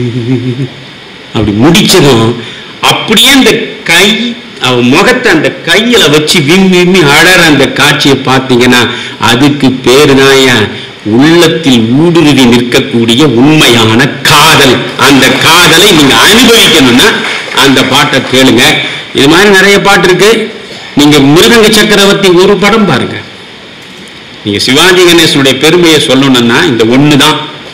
சிவாஜியை சம்பூர்ண ராமாயணம் படம் பார்த்து பரதனை கண்டேன்னு ராஜாஜி சொன்னார், அது ஒரு பெருமை. அதே சிவாஜி கணேசனை பெரியார் கணேசனை சிவாஜி என்று ஆக்கினார், அது ஒரு பெருமை. எல்லாவற்றை விட பெரிய பெருமை என்னன்னா சிவாஜியினுடைய நடிப்புலக எதிரி எம்ஜிஆர். ஆனால் அந்த எம்ஜிஆர் நோயுற்று அமெரிக்காவிலே இருந்து சிகிச்சை பெற்று நலமடைந்த நிலையில் சென்னை வந்து சேர்ந்தார். அவர் முதல்வராக இருக்கிறார். அவருக்கு மிருதங்க சக்கரவர்த்தி படத்தை போட்டு காட்ட வேண்டும் என்று அந்த படத்தை எடுத்த தயாரிப்பாளர் கலைஞானம் போய் எம்ஜிஆரிடம் சொல்கிறார். சரி, நடிகர் சங்கத்தில் எம்ஜிஆருக்காக மட்டும் தனியாக அந்த படம் போட்டு காட்டப்பட்டது. இதுவரை மிருதங்க சக்கரவர்த்தி யாராவது பார்க்கலன்னா பாருங்க. அந்த படம் காட்டப்பட்டது. எம்ஜிஆர் மற்ற அமைச்சர்கள், எம்ஜிஆருடைய மனைவி வி.என். ஜானகி, படம் எடுத்த கலைஞானம் எல்லாம் உட்கார்ந்து கொண்டிருக்கிறார். படம் ஓடுது. கடைசி 15 நிமிடங்கள் வேற எதுவுமே கிடையாது, மிருதங்கம் மட்டும்தான் வாசிப்பார். வெறும் மிருதங்கத்தை 1 நிமிடம் 2 நிமிடம் இல்ல, 15 நிமிடங்கள் கேமரா இங்கங்க அசையாது, சிவாஜி வாசிப்பார். இதை எப்படி வாசிப்பது என்பதற்காகவே உமையாள்புரம் சிவராமனை வீட்டிற்கு வரவழைத்து அவரை விருந்தோம்பி அவரை வாசிக்க சொல்லி, வாசிக்கிற பொழுது அவருடைய முகபாவங்கள் எப்படி இருக்கின்றன என்பதை முழுமையாக உள்வாங்கி அதை அவர் வாசித்து காட்டியதை பார்த்து உமையாள்புரம் சிவராமனை வியந்து போனார். 15 நிமிடம் வாசிப்பார். படம் முடிகிறது. ரத்தம் வழிய சிவாஜி இருக்கிற காட்சி முடியும். படம் முடிந்தது. எல்லோரும் எழுந்து விட்டார்கள். எம்ஜிஆர் கன்னத்தில் இப்படி கையை வைத்துக் கொண்டு அப்படியே உட்கார்ந்திருந்தார். இதை கலைஞானமே சொல்லி இருக்கிறார். நான் எழுதியிருக்கிற இப்பொழுது சிவாஜி கணேசனை பற்றி நான் சொல்லல. நான் எழுதிய ஒரு புத்தகம், திரையுலகின் தவப்புதல்வன் என் ஒரு புத்தகம் இருக்கு. 30 நான் எல்லாவற்றையும் சலித்து எடுத்து 278 சிவாஜி படங்களில் ஆகச்சிறந்த படங்கள் என்று நான் கருதுகிற 30 படங்களை அணுவாக நான் எப்படி ரசித்திருக்கிறேன். அந்த நடிப்பு, காட்சி, பாடல், அந்த இயக்குனருடைய மேதமை எல்லாவற்றையும் அதில் எழுதியிருக்கேன். பராசக்தி தொடங்கி முதல் மரியாதை வரை. அதில் கலைஞானம் எழுதுகிறார். எம்ஜிஆர் அப்படியே உட்கார்ந்து கொண்டிருந்தார். 5 நிமிடம் ஆனது. எழுந்து நிற்கவில்லை. வி.என். ஜானகி எழுந்து நிற்கிறார். மந்திரிகள்லாம் நிற்கிறார்கள். பிறகு கலைஞானம் மெல்ல போய் என்னையா 5 நிமிடம் திரையரங்கத்தில் அந்த நடந்த காட்சி முடிந்த இடத்திலேயே பார்த்து கொண்டிருந்து விட்டு மெல்ல எழுந்து, கலைஞானம், நான் சொன்னதாக சிவாஜி கணேசனும் போய் சொல். உலகத்தில் ஒரே ஒரு நடிகன் தான் உண்டு, அவன் சிவாஜி கணேசன் என்று சொல். சொன்னது யார்? கலையுலக எதிரியாக இருந்த எம்ஜிஆர். இதற்கு மேல் சிவாஜியை பற்றி சொல்ல வேண்டியதில்லை. அந்த மிருதங்க சக்கரவர்த்தியில சிவாஜியும் கே.ஆர். விஜயன் நோயுற்று கிடப்பாங்க. ஐயோ, நம்ம விட்டுட்டு இவ செத்துருவாளோன்னு நினைப்பார். அவர் அந்த நேரத்தில் வயசான அந்த முருகன் ஒரு மிருதங்க வாசிக்கிறவனுக்கு ஏற்ற உடல் அமைப்பெல்லாம் இருக்கும். அடி வண்ண கிளியே, என்னை தன்னந்தனியே விட்டு விட்டு போக சம்மதமோ, அது புலமைப்பித்தன் எழுதின பாட்டு. அந்த காட்சியை போய் பாருங்க. அதுல கடைசியில் அந்த பாட்டு முடியும் போது அடி வண்ணக்கிளியே என்னை விட்டு விட்டு போக சம்மதமோ, அந்த டிஎம்எஸ் அந்த நடுங்கி அந்த சோகத்தை வெளிப்படுத்த, இதெல்லாம் தான் படம், இதெல்லாம் தான் பாட்டு. இவையெல்லாம் போகட்டும். 5 நிமிஷம் எனக்காக. இப்போ கடைசியில் காமராஜருக்கு 5 நிமிஷம் தான் ஒதுக்க வேண்டிய நிலைமையா போச்சு. சரி, அது என்ன காரணம்? 50 வருஷமா அவரை தானே நான் பேசின்னு இருக்கேன், வேற யாரையும் நான் பேசலையே. 50 வருஷமா நானும் பேசி பேசி பார்த்துட்டேன். நீங்களும் கேட்கறதா இல்லை, இருந்தாலும் நான் பேசின்னு இருக்கேன். 5 நிமிடம் மிகச்சரியாக 5 நிமிடம் முடிஞ்ச 9 ஆயிடும். 5 நிமிடம் ஒரு விஷயம் மட்டும் சொல்றேன், காமராஜ் பெருமையை தெரிஞ்சுக்கொள்ள. எல்லாவற்றையும் பேசணும், நிறைய பேசலாம் இல்லையா? ஏராளமா பேசிட்டேன் காமராஜ் பத்தி. 1954 தமிழ் புத்தாண்டு அன்று ஏப்ரல் 13ஆம் நாள் அவர் இந்த தமிழகம் செய்த தவப்பயனால் முதலமைச்சராக வந்து உட்கார்ந்தார் 54. தயவு செய்து இந்த ஒன்றை மட்டும் ரொம்ப ஆழமா கேட்டுட்டு, இவ்வளவு நேரம் பேசுனதெல்லாம் ரசனைக்கு. இப்போ பேசுறது உங்கள் வாழ்வின் விதியை உருவாக்குவது. அதுதான் முக்கியம். முதல்ல 1954 அவர் முதலமைச்சராக வந்து உட்கார்ந்து பட்ஜெட் போடுகிறார். காமராஜர் காலத்தில் தான் பட்ஜெட் என்கிற ஆங்கில வார்த்தையே வரவு செலவு திட்டம் என்கிற தூய தமிழில் போடப்பட்டது. தூய தமிழ். அந்த வரவு செலவு திட்டத்தை 1954 அவர் சமர்ப்பித்த பொழுது தமிழகத்தினுடைய ஒட்டுமொத்த அரசுக்கு வந்து சேர்ந்த வருவாய் எவ்வளவு தெரியுமா? வெறும் 47 கோடி ரூபாய். மனதில் குறித்துக் கொள்ளுங்கள், வெறும் 47 கோடி. இந்த 47 கோடியை வைத்துக் கொண்டு ராஜாஜி மூடிய 6000 பள்ளிக்கூடங்களை திரும்ப திறக்கிறார். தமிழகம் முழுவதும் 28,000 தொடக்க பள்ளிகளை அவர் திறந்து வைக்கிறார். எங்கு பார்த்தாலும் கல்வி வெள்ளம். எல்லா பக்கமும் கல்வி புரட்சி, விவசாய புரட்சி. தமிழ்நாட்டில் ஓடக்கூடிய ஆறுகள் எதுவாக இருந்தாலும் அந்த ஆற்றின் முதுகில் அணையை கட்டி நீர்ப்பாசனத்தை பெருக்கி வேளாண்மையை வளர்த்தெடுத்த வள்ளல் காமராஜ் 9 ஆண்டு தமிழகத்தின் முதலமைச்சராக இருந்தார். முதலில் அவர் போட்ட பட்ஜெட் வெறும் 47 கோடி. 1963 அவர் இறங்குவதற்கு முன்பு எவனும் அவர் இறங்கு என்று சொல்லவில்லை. 9 ஆண்டுகள் சிறையிலே இருந்தேன் இந்த நாடு விடுதலை பெறுவதற்கு. 9 ஆண்டுகள் இந்த தமிழ்நாட்டில் மக்கள் என்னை ஆட்சியில் அமர்த்தினார்கள். சரியாகிவிட்டது. தானாக இறங்கிவிட்டார். 63 அவர் கொடுத்த கடைசி பட்ஜெட் எவ்வளவு தெரியுமா? 121 கோடி ரூபாய். 47 கோடியிலிருந்து 121 கோடி ரூபாயிலே தான் இத்தனை தொழில் புரட்சி, இத்தனை மின் நிலையங்கள், இத்தனை கல்விக்கூடங்கள், இத்தனை தொழிற்பேட்டைகள், இத்தனை அணைகள் எல்லாமே 47 கோடியிலிருந்து 121 கோடி வரை தன்னுடைய வரவு செலவு திட்டத்தில் அந்த மனிதன் சாதித்த சாதனைகளை அவன்தான் தலைவன். நன்றி வாழ்.